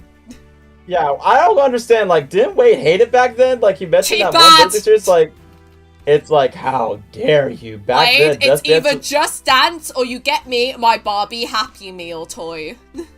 It's more like, after that, you're punished. You're not seeing Transformers. You're not seeing Ninja Turtles. We're selling your Funko Pop for over $50 on eBay, and you will deserve that punishment if you don't get this girl this damn Barbie toy. I will take your drawing tablet away from you if you don't get me my Barbie Meal Happy Meal toy. No more Cheez-Its. Go to your room. You're canceled. Leave it all to Wade. Why must you torture this boy? I mean, because he hasn't got my freaking Barbie Happy Meal toy! Because, like we said, Wade is one of those dudes that's so easy to make fun of. I don't know why it's not that hard to explain. Yeah. See, okay, here's the thing. Unfortunately, I just can't bully Daniel. He's too wholesome, so I have to put all my targeting towards Wade when it's the three of us, so Wade just gets the short end of the stick, I'm afraid. Yeah, that's good. Besides, I already got bullied enough where I even became a bully at times, so it's more like, those days are in the past. Like, I remember you said I wasn't in the stream, I was in this chat. I remember Rachel's like, I would be surprised if I find anyone that hates Daniel. Well, back then, yeah, I used to get hated back in school, but in recent times, not really. Yeah, he just gets simmed for now, starting from this stream, when he was a Barbie Girl. Shit, because now I'm becoming more base than ever. Of course Daniel gets the lucky card. I don't know. I'm not being spoiled. I don't see how Daniel is wholesome, LMAO. Oh yeah, Daniel can relate, dude. Oh yeah, that one time where he saw me hump on a pillow. Definitely a wholesome moment. Okay, well he used to be wholesome. Yeah, but now I'm just a lot more let loose because now I feel more free for what that to say. Instead of just saying, hey, you can't say that, that's inappropriate for kids. We're not streaming this for 5-year-olds. It's just young adolescents and people in their 20s that are watching this, so it doesn't matter. To be fair, I don't know what I'd actually bully you about, even if I was gonna bully you. Like, I'd struggle to think of what to think. Like, you're being serious as of right now, like you have no idea by saying, like, I don't like your face. I don't like your disgusting elbow-looking skeleton body. I don't insult appearance. Okay, that is my one bullying thing. I will never, ever bully that. That's my one rule. Daniel start hanging out with me and Rachel, he's become more crazy and wacky. I mean, it's like that one person asked in the comments by saying, like, who is definitely the most wackiest? I mean, obviously me, because it's not just the things I say. I do a lot of things physically, whether in a silly way or in a weird way. It just becomes so bizarre where it makes people just drop their jaws and just put that in the comments by saying, whoa, I was not expecting to see Daniel do that. Oh my That can be a wild card sometimes. Yeah.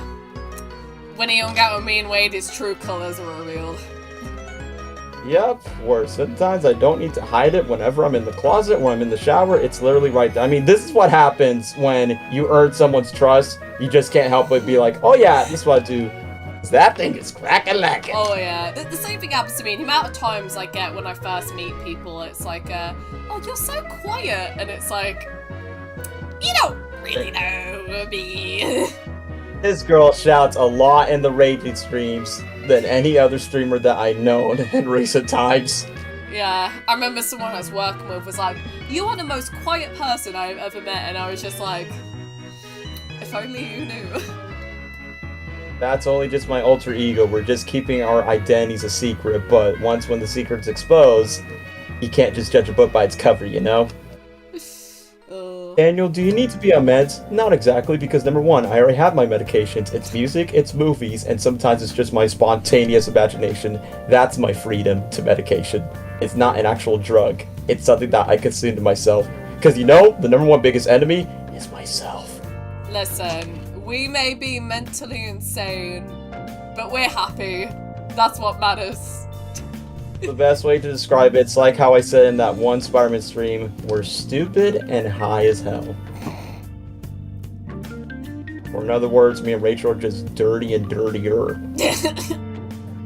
But in all honesty, I'm the more dirtier one in comparison. I don't know. I feel like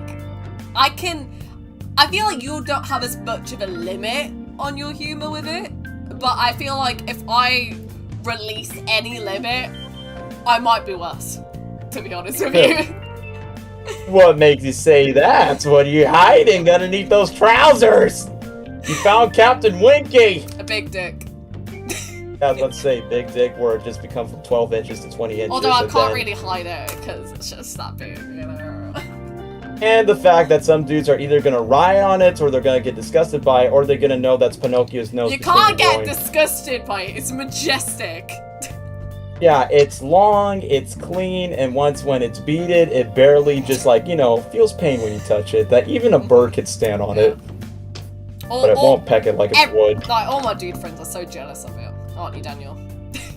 Oh yeah, I wish I have it big. Like, I don't need Viagra. If only I can make it bigger, just show me a hot pic of a celebrity crush and then it will grow bigger. Unless if you dip it to peanut butter and... Wait, what? Not as insane as a nostalgia critic. I don't know, we're pretty insane. You don't need to see my browser history prove that I'm dirtier than all of you. What? Is it one where Deadpool's touching his dick? Or wait, is it pictures that you're showing the time where he put peanut butter so your dog can lick the dick out of it? it's just Wade's foot fetish, obviously. Oh yeah, Wade will never be complete until he finds a woman with as majestic feet. Right, he's gonna DM that on Twitter like a certain guy that used to work on Nickelodeon that happens to be fat. So Wade, please don't be DMing Miranda Cosgrove for her feet because she hated so much that it was on a Nickelodeon magazine in 2005. Oh my god. Wade goes on. Oh, Wade Wiki feet, I bet. Wiki feet, guys. It's gonna be big. You're gonna see his toe being crusty, in the dirt, getting burned, getting bit by ants. I genuinely feel sorry for your Rach. What, about her dick or hearing the conversations of what we're talking about? I don't feel sorry for me. My dick's amazing. Yeah, I was about to say, it's a long, nice cock. It's thick, but not too flattic, alright? I'm sorry, just something about the way you said that. It just sounded so polite and innocent the way you just said, it's a nice long cock. Yeah, I was about to say, it's like, if it's definitely the cock, then if you want to stroke it later, make sure the yolk doesn't become too I'll rank it a 9 if the yolk doesn't spat out too much, but once when it's clean, I give it a 10 out of 10. I was gonna say a 9, mate. Your cock is lovely, lover. Thank you, Bolt, thank you. Thank you, mate. Make sure to It's a nice cock in it, bruv. Yeah, if the cock is like laying like beneath the eggs, just make sure the nest is not too bushy or sway, so that's why you gotta shape it off and make sure the eggs look clean. So the skin texture doesn't look dry underneath the cock. Self-exposure much? What the fuck did I just come back to? Oh, you know, just a daily stream talk about my my huge dick. Oh yeah, like I said, it's really massive that, once again, you either want to get disgusted by it, touch it, or just take screenshots of it, and then you just beat your own cock, and then next thing you know, anyone disgusted by it, and it's just out of pure jealousy, okay? Very envious, just because they wish it could go from 20 to 25 inches. This stream is just gonna sound so bad out of context. Yeah, it's gonna be like, whoa. It doesn't sound good in context either, but if I feel like that Barbie song, these conversations. Yeah, first the Barbie Girl talk, and then the talk about costs. It's more like, are you guys really down bad? What are you hiding from yourselves? Well, if you want to see, I can just link the images on the link. Food of Rachel. Yeah, make the fanfics, guys. Food of Rachel. the thing is, it's like, man, since I know half of these people actually draw sketches as well, and I know it's going to inspire Bolt some ideas, it's more like, well, he's going to be the one that's honored to be privileged for that. Or instead, you're going to have some self-cessed marriage. Yeah. Rachel X Rachel, self-cessed for life. Because all honesty, if you don't have the guts to have sex with someone else, it's easy. You just do it with yourself, you do it with a pillow, and then there you go. You're married with yourself forever. I'm not touching with the 100k Emma Paul. I'm not sure if that reference was intentional, Bolt. Oh, he's referring to my dick, the 100km pole. Yeah, basically. That's its name. You gotta touch all the multiple cocks. Where can you find it? You can find it in the barn. Okay, listen, we all got a dark side, wacky moments, that's the friendship, or at least my knowledge hanging with these goofballs. No, wait, that's actually a fact. You're not thinking about that, it's true. Oh my god. It's some other sucker who would fan art with a very detailed cock. Oh, just make sure. God. This stream's gonna be taken down, probably. Alright, let's move on to, what's a wholesome topic? Talk about childhood memories with, we were just talking about childhood movies, the songs. Okay.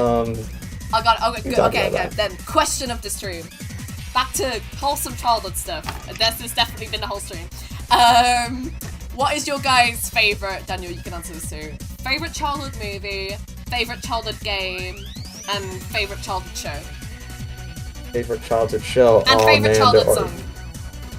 Favorite childhood song. Okay, the one thing that was super easy. Okay, first of all, I was re-listening to the song again and again. Like I said, thanks to Curious George.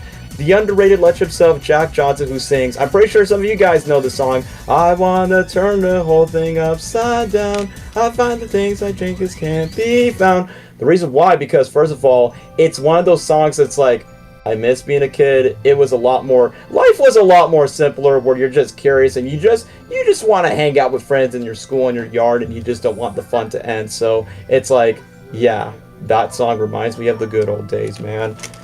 And then for favorite childhood movie, Hercules. Okay, ooh, you're based. Bolt and Shrek you're based 2, for that. Rocket Man, you are very based. Those are really good movies. I remember I watched Bolt in theaters in 3D. Bolt was my shit. I would rewatch that movie on a weekly basis.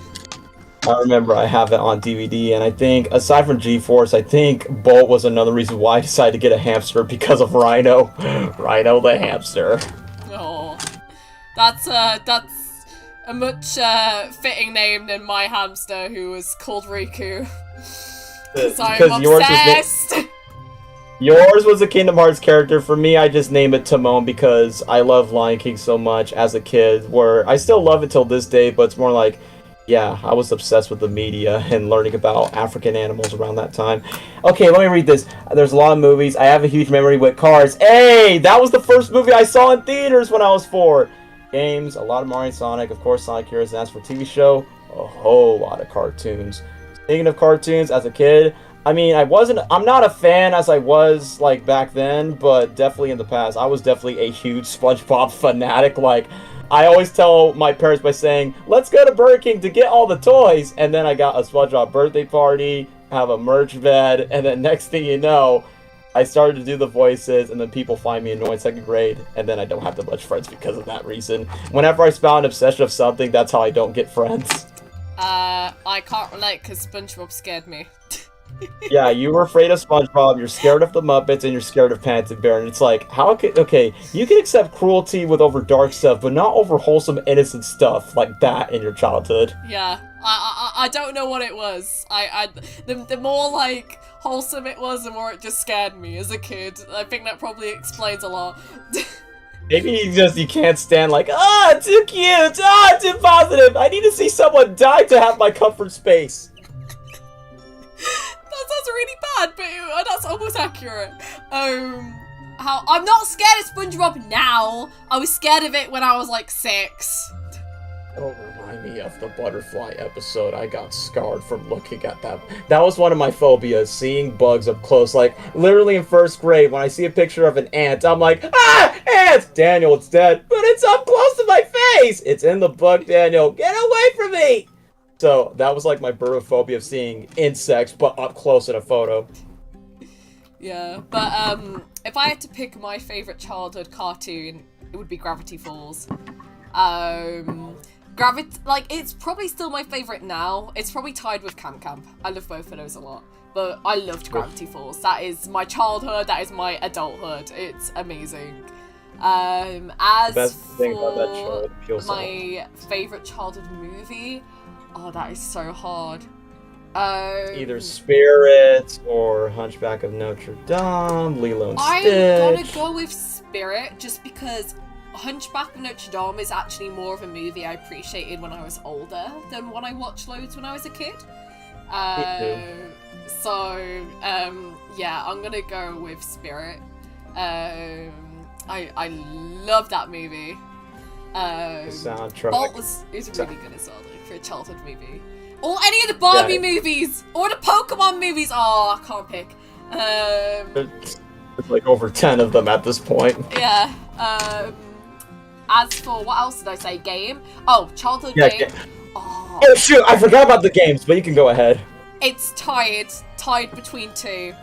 So it's either Kingdom tied. Hearts 2, or Spyro Dawn of the Dragon, which is the most underrated game of all time. I love Dawn of the Dragon. So good. The multiplayer aspects, the fire, the water elements. Yes! That was like so fun. The powers. Anything with elemental powers just gets to me. So being able to have all of Spyro's elements, and then when it introduced Cinders with the whole shadow and air and poison and fear, I was like, oh my god, this is the coolest thing ever. You got that right. It's more like, man, I know it's just a fictional world, but in a hypothetical world, we wish we had those powers like they had in the game, even though it's just dragons with those elements.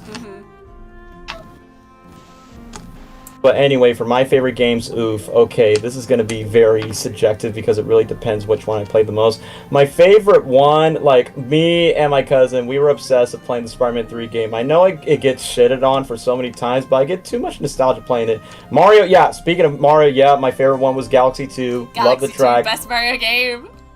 I love that the movie references one of the tracks for Galaxy 1's like, yes, please reference the Galaxy music. It's no comparison to any other Mario game, to me at least, because every time I hear the Galaxy music, it sounds so cinematic every time I hear it. So it's like, that's definitely a fan favorite for Mario. Oh, the Lego games? Yep, thanks for reminding me, Wade. I used to play a lot of them. So the ones on your list? Yep, played Pirates, played Star Wars, played Lord of the Rings, even the Marvel and DC ones.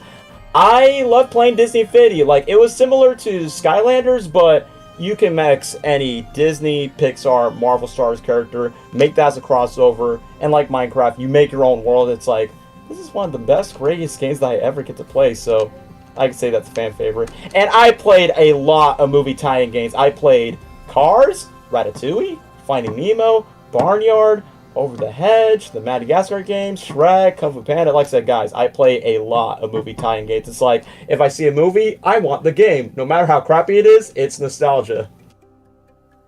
Oh god, the PS2 was great for that though, because the amount of like movie-themed games it had, and the Wii. Oh yeah, definitely for the Wii for sure. I mean, definitely, speaking of Wii games, obviously, you cannot miss out on Wii Sports at all. Wii Sports Bowling in particular.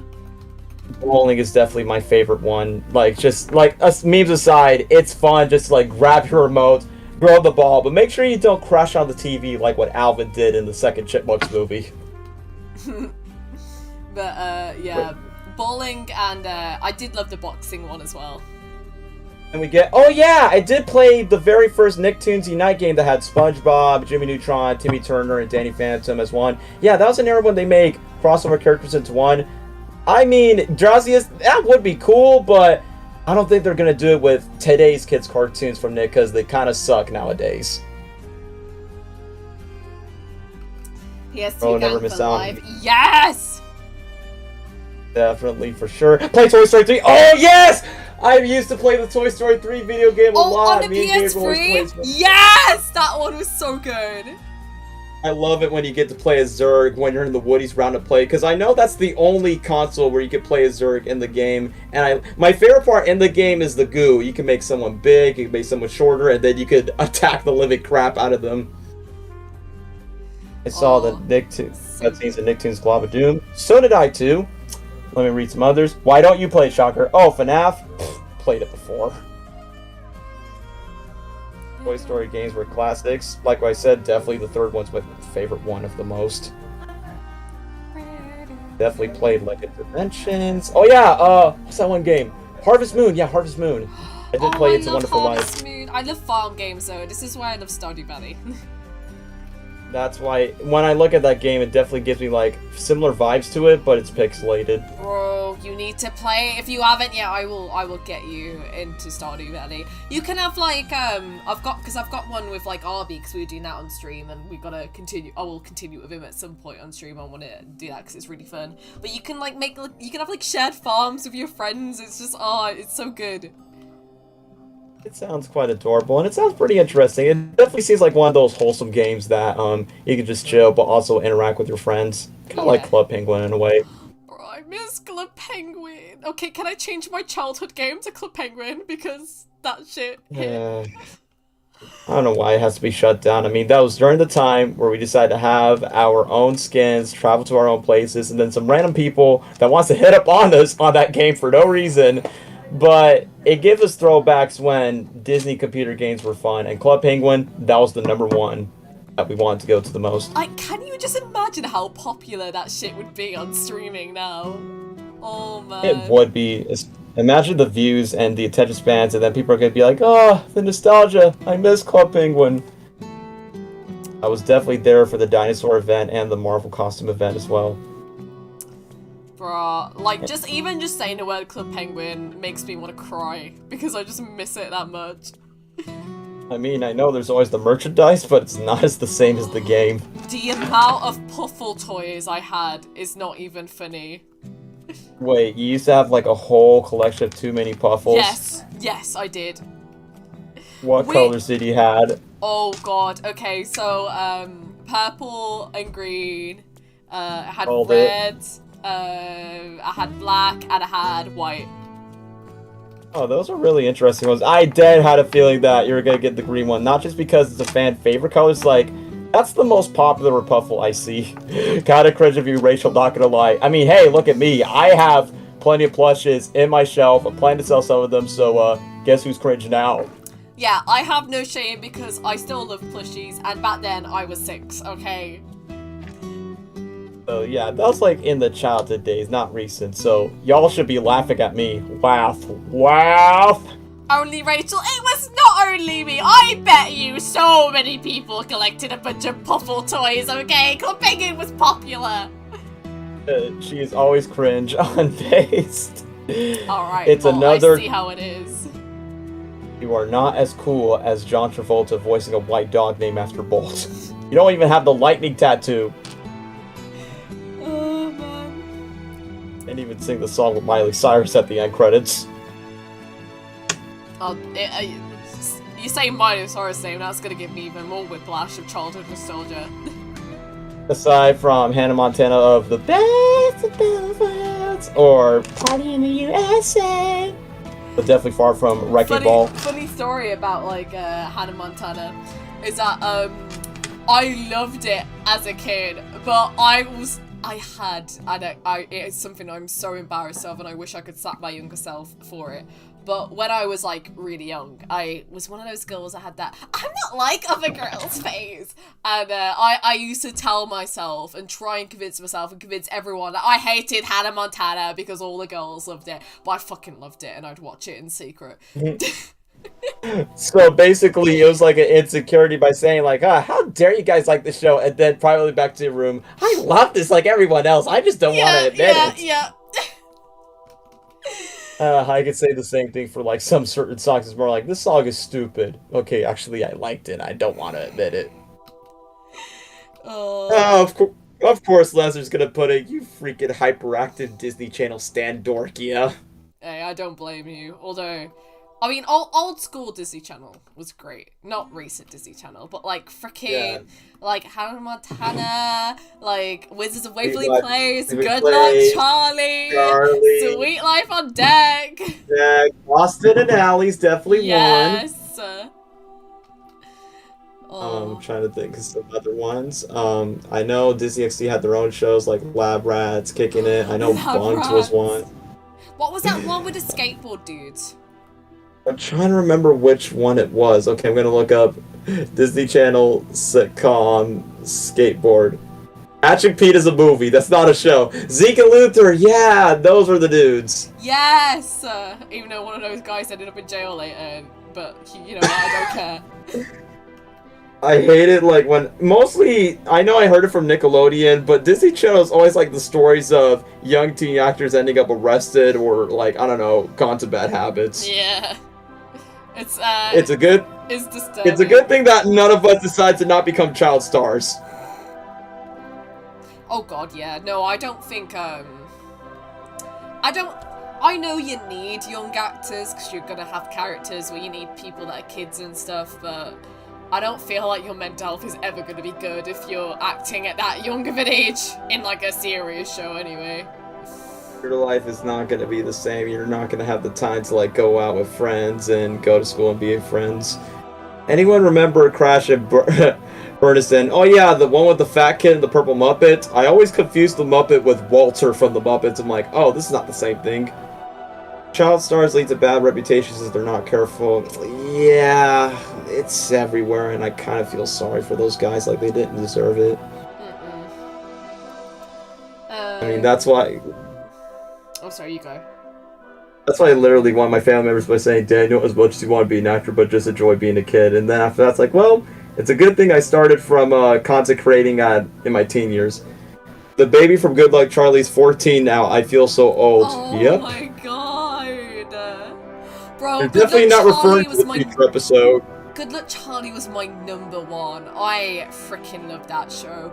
That show as well was genuinely funny. Like my mom and dad loved that show, and I hated when Disney Channel was on because I thought it was cringy as hell. But even they liked Good Luck Charlie, which says something. Basically, when they see another show like Jessie or Dog with a Blog, they're not interested, but if it's Good Luck Charlie, they could sit down through it.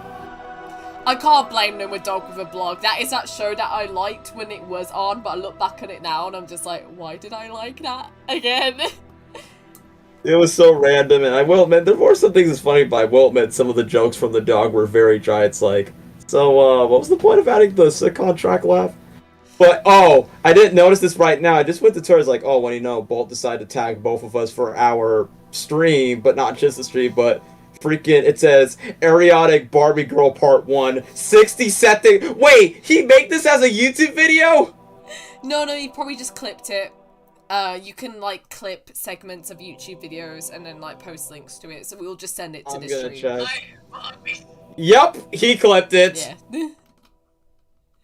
Yeah, I will save it for later. Bolt is this channel's go-to clip guy. Nah, I clipped it, Daniel. Good for you both, because save it for the memory's sake, but also, that's our sex tape. I'm not a miracle worker. Well, it's a good thing that you do it for freelancing and not getting paid.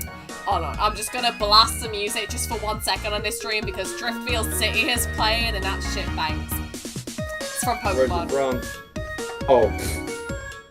Sorry, I couldn't hear the music because I'm just here by the audio. Yeah. You liked it because you like dogs. I mean, duh, Dog with a Blog, and it's Disney. Yeah, I liked anything with dogs in it because, you know, freaking animals. Oh, and I have a dog, so... I mean, this is coming from the same young adolescents that love Beverly Hills Chihuahua, Hotel for Dogs, Beethoven, the Air Buddy movies. We are, like, huge dog people. Like, way before we get the idea by saying, I want to raise a dog, we were just obsessed with those movies. Oh! Speaking of dogs, I have not shown this really, really, really cute picture of Kyrie that was in the snow before. I'm gonna get it up on my phone. Guys, it's so cute. Isn't it a brand new one? No, it's the ones I showed you. Okay, I've seen it, but you can show it to the chat if you want. Because she was playing in the snow and it was so cute because it's been snowing in the UK the past few days. I don't know if that shows. Yeah, so cute. And then there was this one as well. Just look at her, just on the floor. And like I said, I love how the paws are like so detailed when she places it on the snow. Look at her face! I'm just saying, for a dog at her age, geez, she can really jump up high without any back cracks or any limbs. Oh, I just love her. She's my baby. She is the best therapy for Rachel than any other therapist in her area. She is the best therapist. I like the fact that she can be playful whenever she is when she's outside, especially when she runs off to the lake, which she has the balls to do that. And I could tell that she could be very comforting. Like, you told me that one story where Kyrie was like on your leg and it gives you the such which she's like, look at the eyes by saying, please, can I eat it? Oh, I hate it when she does that, because how am I supposed to say no? That's your number one weakness. You want to refuse, but you can't help it with the eyes. I can refuse anyone's... Oh, I need to turn on this music now, actually. I can refuse anyone's puppy dog eyes except for Kyrie's. It's just... It gets to me. The wacky trio high dog lovers, fun fact. Oh yeah, like, arguably speaking, they're the superior pets. I mean, cats are cool, but dogs are just more superior. I want both. I want one of those people where I raise up like a puppy and a kitten together. Hopefully they get along and they don't end up like harming each other or just getting confused with one another. Hopefully they get along. Whereas Kyrie, she is sleeping downstairs. Yeah, she just got a new dog bed, so she's snoozing in that. Like, literally, Bolt was just letting Shocker know by saying, beauty sleep. I'm sorry, Daniel, but I stand cats. Ooh, so that means, are you a proud supporter of the terrible CGI Cat Movies adaptation? No wonder you're that positive Rotten Tomato critic that gave it a good review. I love cats as well. I only slightly prefer dogs, but I love both. There's this really cute cat in my neighborhood, and he's called Ziggy. And every time I walk by, he'll always come running up to me, even if he's like on the other side of the road and I haven't called him over, I haven't seen him. All of a sudden, I hear his cute little meow, and he'll come running up to me, and he's the cutest little thing. Well, it's a good thing that the cat actually notices you, like, whenever it signals by past you, doesn't it? Yeah. That's adorable. I draw the cats in my neighborhood, man. They're obsessed with me. It kind of reminds me of the fact that I used to rave cats back then, because for me it was rodents, then fishes, then cats, and then my only dog that I still got alive. I used to have a cat named Pive, which I don't know what was the origin of the name, but he was a true hunter. Saved my dad from a snake. He ate the snake's head. And secondly, I mean, the cat fears dogs. Like, it runs away when it was nearby an Alaskan Husky that me and Gabriel used to, like, raise. But the cat was so fierce that even it scarred me as a kid that the cat decides to devour the squirrel and get a bloody hairball. It's like, wow, that's dangerous. And then my dad's like, well, that makes the cat true hunter. But the saddest thing is the cat passed away due to get run over by a truck. We bury it in the grave. We still have the yard where it's grave. It's like, even though the grave's no more, it's like, well, we remember we buried the cat. But that was the best cat. The other ones, they were assholes. Scratch my eyebrows and eventually just runs away. And it's like, yeah, we're getting a dog. But the reason why we love cats because they were great hunters and they take care of pets from bugs to snakes to rats. Yeah. As much as I love dogs, I feel like just due to, like, again, like, the career path I want, I'm probably, ideally, hopefully, if I do end up getting into the media industry, I'm going to be traveling a lot, and having a dog isn't really the most suitable for that as much as I love them. I could probably do with a pet that's going to take care of itself more. So, although I prefer dogs, I feel like I'll end up being like a cat lady in the future. Just don't be like one of those old ladies that adopts way too many cats and make that as their lifestyle when you're in your 60s or 70s. Yeah. Unless I just get like a stay-at-home roommate or husband or whatever, and they can just look after the dog meanwhile I'm working. Right, that's definitely going to be like the girl boss male wife type where you have this man that has Arrested Development who's kind of like a man child that stays at home, and then you got this woman who's a bit more mature and goes out, but then just take care of the critters just because the critters are more dependent. Well, I just need him to do that so I can have a dog, okay? Because I'm not gonna be making much dough in the media industry, but I want to make films, so you know, someone needs to be. Hey. The House of Bendo. Basically, yeah, it's one of those dudes that don't get out much. Me. But aside from that, at least they'll have the time to make sure if there's a dog, then you can definitely trust the dog to make sure it doesn't like take whizzes or dookies in the house and make sure they don't trash the place when they chew up the cushions. Or better yet, actually scratch that idea. If I'm gonna be a producer, I'm just gonna bring my dog to work with me. No one can stop me. And make a service animal instead, so they can be qualified. Yeah, I'm gonna be like, I've got a very bad injury. I need him. He's a service dog, totally, for sure. Sacrifices need to be made. She's willing to sacrifice the husband. If that was the case, that's not a married couple. You're just playing house, but in your 20s and 30s. Listen. Wait, Pets are superior, okay? I just want roommates so they can pay for the bills. I mean, sure. I mean, if you don't want to do it alone, you could definitely have other people that can have like side hustles, and then boom, either one you just pay together, but if not, then either one they just get kicked out, or two you just lecture them by saying you gotta help me to pay the bills, or else we're gonna live in the streets. I hate how expensive it is to live on your own. I would kill to live on my own if it wasn't for money. Yeah, I mean, in all honesty, I can't live without my current parent because, hey, you helped me pay for these bills, so doing it on your own is a struggle. So it's like, you gotta have at least that one person that you know and trust by saying, yeah, we can help each other with bills, because there's no way you could do it by yourself. The idea of like living on my own and I can like fully have control over my schedule, oh, that would be, what a dream. I just want a roommate with, I am with friends with benefits. It's like, yeah, same for me too. I mean, isn't that what we all want, honestly? Oh my god. Yeah, to be fair.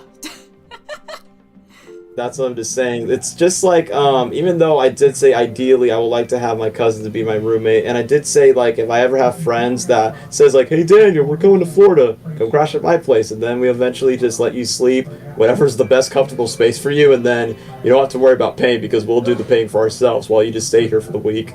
We're gonna do that with anyone that comes to my place. Yeah. Dude already has plans for his own place, man. Like, I wish.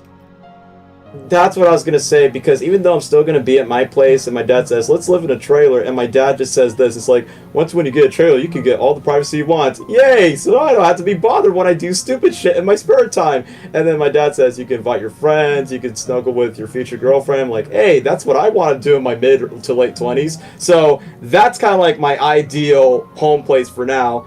So, in the words of what Wade says, I think I'll have the position really soon, but having free time, best part is expensive. Facts! That's a fact, actually. Yeah, it's not fair how much money it is. Like, oh my god, it just gets more expensive by the day as well. That's why I get curious, like, when you go to America, are you sure you want to do it by yourself, or you'd rather rely on the friend that will take you there, or bring someone from the family at least? I don't know, man. I'm just saving up like mad, and then we'll have to see when it comes to it. Hopefully, when I go to uni, there'll be someone else who wants to live in America. It'll be great, but highly doubt that's gonna happen. Yeah, because it really depends if they're like very committed to the idea. It's more like, no, I just want to go there for a holiday, but I don't want to live there because American people are disgusting. Mm-hmm. Rachel, so it's going to be quite complicated. You living in a tiny home. I would love to live in a tiny home. Bro, my room is already tiny as it is. I'm pretty used to that. It is literally, like, God, there's like 2 steps to the door to my bed in my room. It is ridiculous. The best thing about living in tiny homes, you don't have to like pay too much for mortgages, and secondly, it's not going to cost too much for like, what do you call it? Acres. Yeah, the acres in the land, the area. So there's good benefits of living in smaller homes rather than just, you know, big expensive ones, including for the bills. I'm gonna be living a Spider-Man life in a tiny apartment, struggling to pay my rent because I want to be a media student. Not that the media student is a like the freaking Spider-Man life, but you get what I mean.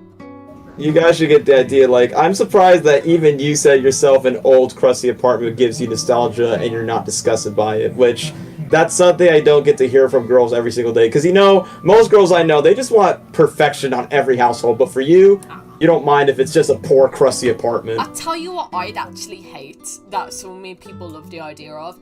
I'd hate the idea of living in, like, a freaking big mansion. That's so unappealing to me. Like, it just feels really lifeless because it just feels like a bunch of useless empty space. I don't know, I just kind of, it's not cozy. Especially if you're living on your own, it's more like you're just wasting the potential of what those rooms could have been, and sometimes they're just not being used at all if it's going to be this big house. And I'm just going to read from Wade says. Wade says, living on your own, you're basically paying your own stuff like electricity and living. It's not really that high. The wacky tree is going to be having that same treatment. Well, Wade, you'll be the first one that will experience that. Me next, and then Rachel will be third. Yeah. I feel mansion's good when you have a big family. Anytime soon.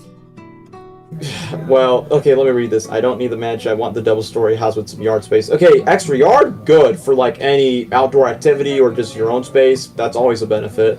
I feel mansion's good when you have a big family. Well, if you don't want your big family, whether it's your own pre-existing one or a new one, it's better off to go small if you want to, like, be on your own for a while.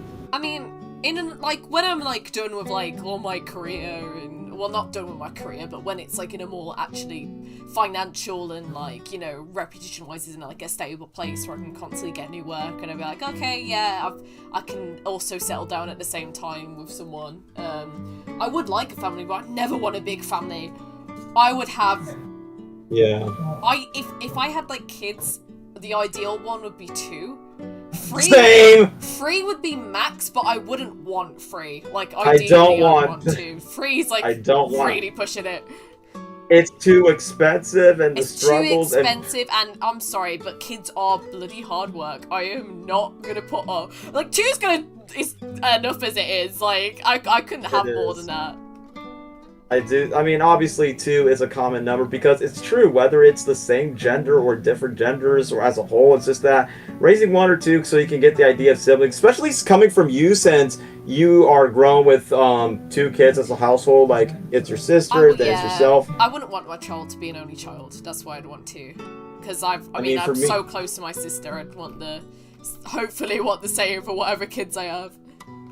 Even though I am considered to be an only child for my part, and I do have a cousin who I treated like a brother, so I definitely want to have that. But like I said, I know this is so stupid, and it's not like really the most interesting topic to bring up, but definitely first and foremost, and I literally told my dad about this, not just because of the father and son bond, I hope my first child is a son first and foremost, because I would love to have a daughter, don't get me wrong, it would be amazing to have a son and daughter, but when it comes to which one will be more difficult, definitely raising a girl will be more harder than a boy. I'd want a boy as well. I mean, I'd be fine either way, because, you know, at the end of the day, he's a kid, it doesn't really matter that much, you're gonna love him no matter what. But, I've always wanted a brother, and I never got that experience. Obviously, I've got friends that are like it, but, you know, I've never actually, besides my dad, no one in, like, my little family circle has ever been a boy. I've always grown up in, like, a household of mostly women. So it would be really nice just to, like, have that experience that I've never had. But also, given, like, freaking what society's like nowadays, I'd be petrified to raise a girl. I'm not saying it's not bad for dudes, it's bad for everyone, but there's just a lot more danger being a woman. I'm not gonna, like, you know, beat around the bush, there is. And my past history can be genetic sometimes, and, you know, that's I would be equally happy whether it was a boy or girl, but I'd feel more scared if I had a daughter. And again, especially when they become teenagers, that's gonna be more complicated. I've never had the experience of again seeing, like, a boy in my family raise up, so it'd be nice to have that. It'll be quite refreshing for you. And number 3, just because it's going to be very different, like, how's it like for raising a boy than a green household and full of girls. And obviously for me, I mean, the number one obvious reason why I want to have a son, because, hey, the father-son bond was so inspirational to my own. And then I seen in movies, it's like, if I had a son, I have so many things that I could teach him as my own. It's more like, well, lesson learned from any parent in general. Any parent should be their child's #1 fan, and whatever my future kid pursues, whether it's a similar dream or mine, always root them, encourage them, no matter what. Because that's you as a parent. That's your job. Just be your kid's #1 fan. Wade, okay, I want a daughter for the holes of father. Yeah, Wade, you had a dream where you had a daughter in your dreams. More like, hey, if you want to have a daughter, then that'll be good. My daughter won't know the metaverse until she's 18. Well, you do that. You decide to make sure she avoids any information about that. And that's your job as a future Papa Wade. Oh, but that'd be so cute though, because in a theoretical universe, if Daniel, you had a son, I had a son, and Wade had a daughter, you'd have like the trio again, but as kids. That'll be so hilarious as I think about it, because yeah, 2 boys and 1 girl, but this time it's like a mix-up between the 3 of the trio. And then we just gotta think of the names. Like I said, for the son, still think with David, daughter think of Grace, and then for the son you say either Leo or what was the one? Yeah, the other one. I'd like if I had a boy, I like Leo, I like Cain, but Cain is a name I want to name one of the characters in my book, so I feel I'd be a bit weird naming it again, but who cares? I like the name Terrence as well. Ooh, sounds badass. And I really like unisex names like Riley, but I prefer Riley as a girl, I think. Yeah, thanks a lot, Inside Out. And Last of Us. Yeah, true. But no, I would girl-wise. Oh, I thought you were gonna name it like one of your original names, like Terry or something. Yeah, I was, but then that got memed, so I can't really name it now. That name got ruined for me. Terry Russell. I don't know. It just really depends, like, which one's the most meaningful or the inspirational one. But hey, look, and now that we're thinking of child names, the chat is starting one. Wade's like, name my daughter Vanessa or April. Is it because of Ninja Turtles, Wade? That's what I was thinking.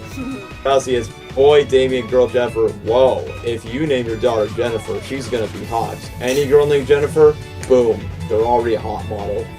Yeah. Oh, it is true, isn't it, though? There's some names where it's really weird. Like, it's like everyone that has that name is hot, or everyone that has that name is like a dickhead, or everyone, or it's something like that. It's really weird.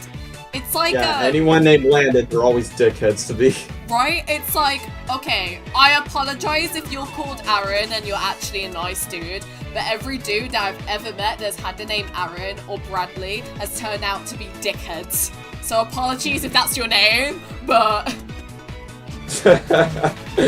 Ain't that the truth? And if anyone I met that's named Jacob or Jeremiah, you end up being Jewish. That's what I always end up seeing. And it's not just dudes, there's some girl names that, like, if you're the name Brittany, like, you're gonna be a bitch, I'm sorry. Typical blonde bitch. Read the other comments. If I have a daughter, not name her Aurora. Like what? Name after the Sleeping Beauty princess? How about a girl named Erin? Oh, I have a girl at my name called Erin. She's so sweet. Whoever had the name Ryan, always the most weirdos. You got that right, Wade. Whether it's Brian, Ryan, Paul.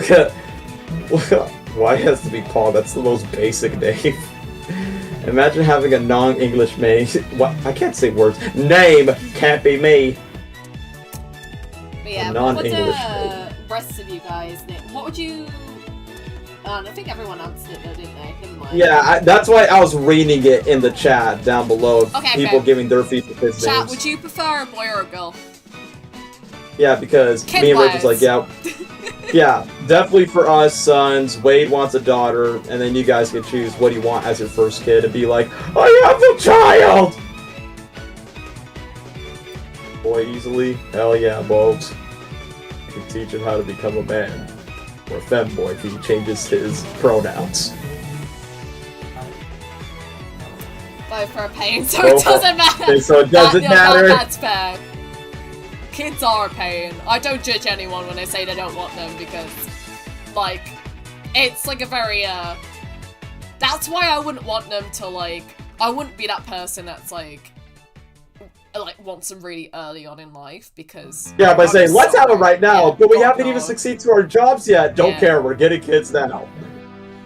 Also, they do they take up so much of your life. I've known a lot of people like who are like only a couple years older than me and have kids, and they've basically wasted their youth. I'm not, obviously sometimes it can't be helped, so when I say wasted, I don't mean like I'm judging them because they seem happy and, you know, you're welcome to have it at any point, but a lot of them have like said that to me, like, you know, that their youth has been taken away a little bit, and I wouldn't want that to happen to me.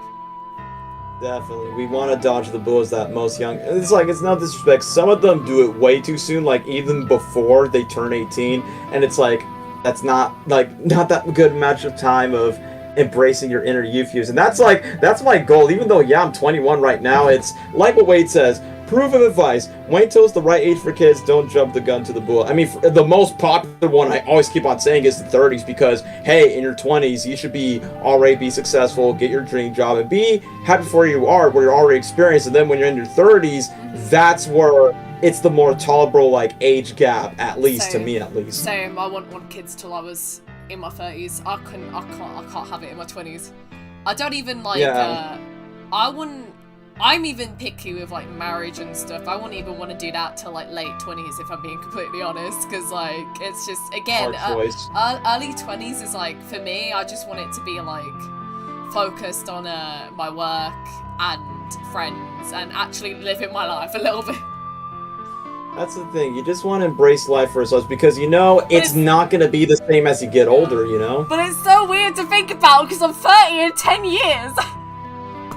Yeah, and I got 9 years in the mix, well, 8.5 in that. Hey, at least it's until the next decade and not like in the next year, so that's a relief. Go for the early... Yep, I'm both. That is the age that I'm taking in. Both, I definitely agree. Go for early 30s, establish yourself, have the maturity to raise a child, and still have the energy for such. There you go. Early 30s, best time in my opinion. Because if I'm in the late 30s, I think my sperm cells will be very slow on my sex drive.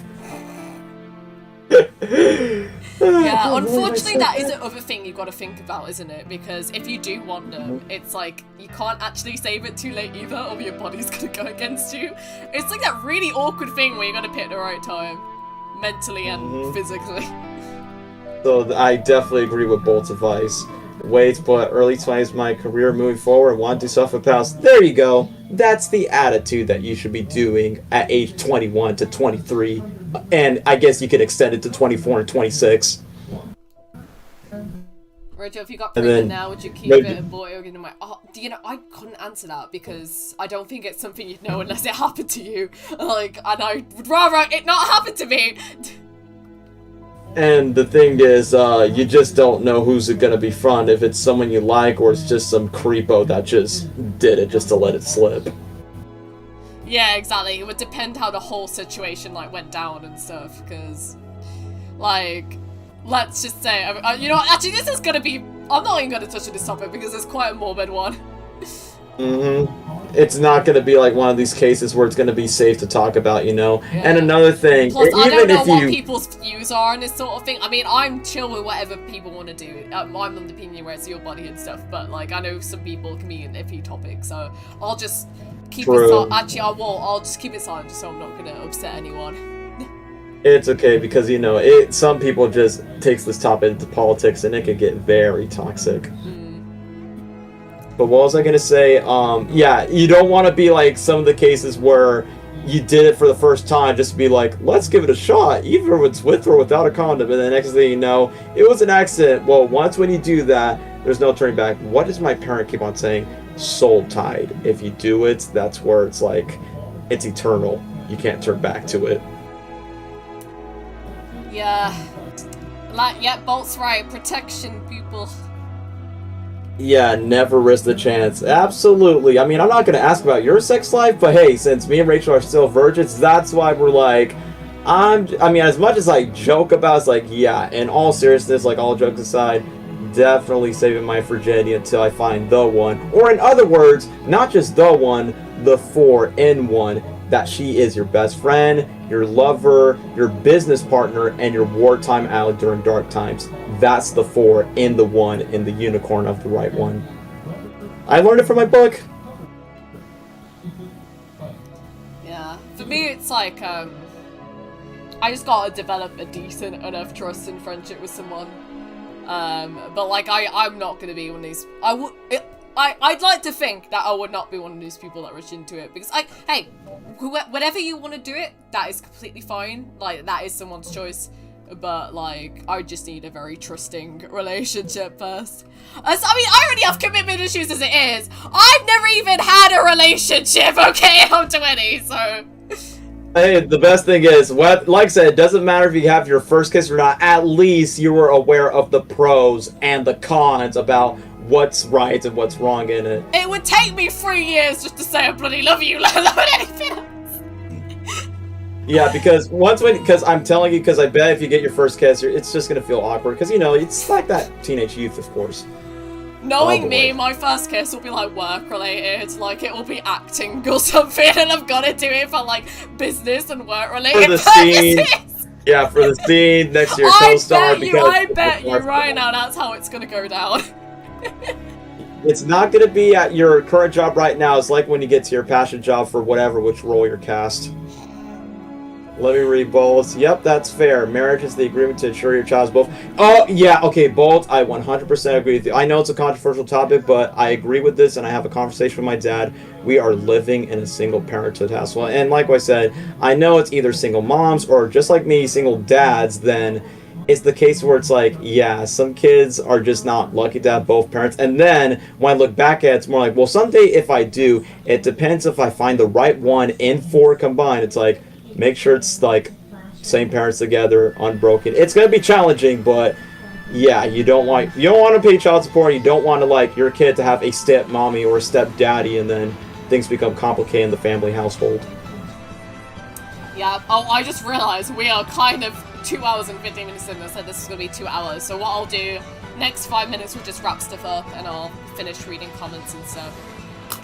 Sure will. My GF was a complete psycho. When I broke up with her, she lied, saying I cheated on her. Glad my friends didn't believe it. Oh my god. Nah, I'm sorry. That's another thing as well. People are crazy nowadays. This is exactly why you can't rush into stuff. Because you can think you know someone, and then they turn out to be a complete psychopath.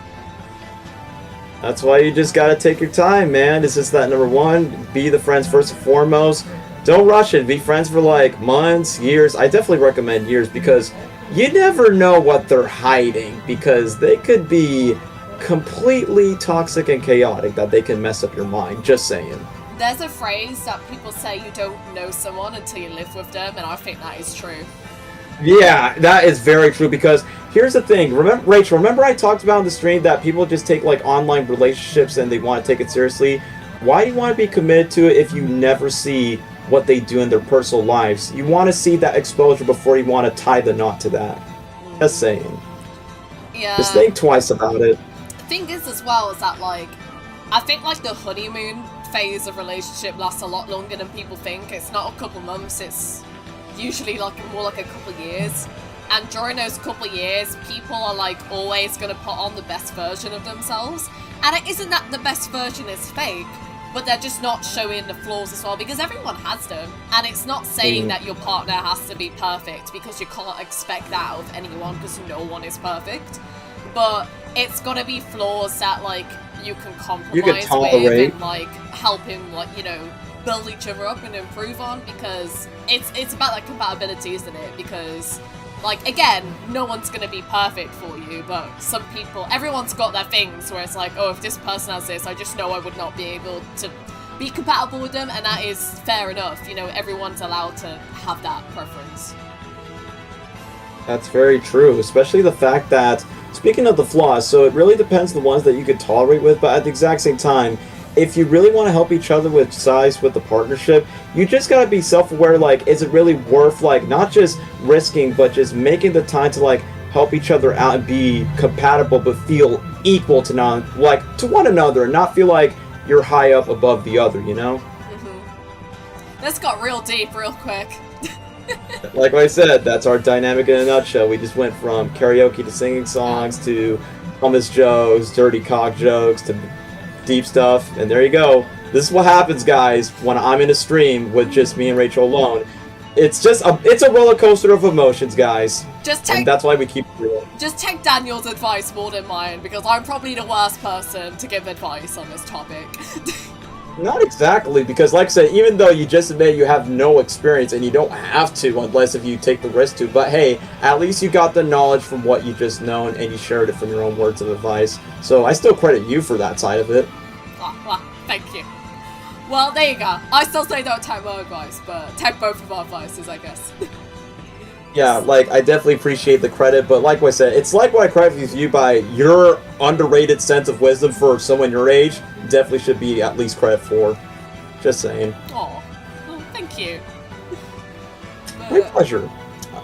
But, yeah, if you guys got any last questions, because we've got like 1 minute, so what's any last bits then? Wait, it is. Wait, just put, if the partner isn't doing effort, then is it worth it though? Nope! You're either friend zone or you're just better off to the sunset on your own. Yeah, that's like another a lone thing. cowboy. You've got to make sure you're putting like the equal amount of effort in. And that doesn't just go for romantic relationships, that goes for like friendships as well. Or like family, doesn't matter. Like, any relationship you have has got to be equal. It has to, because otherwise, then what's the point? For old times, Rachel and Daniel say,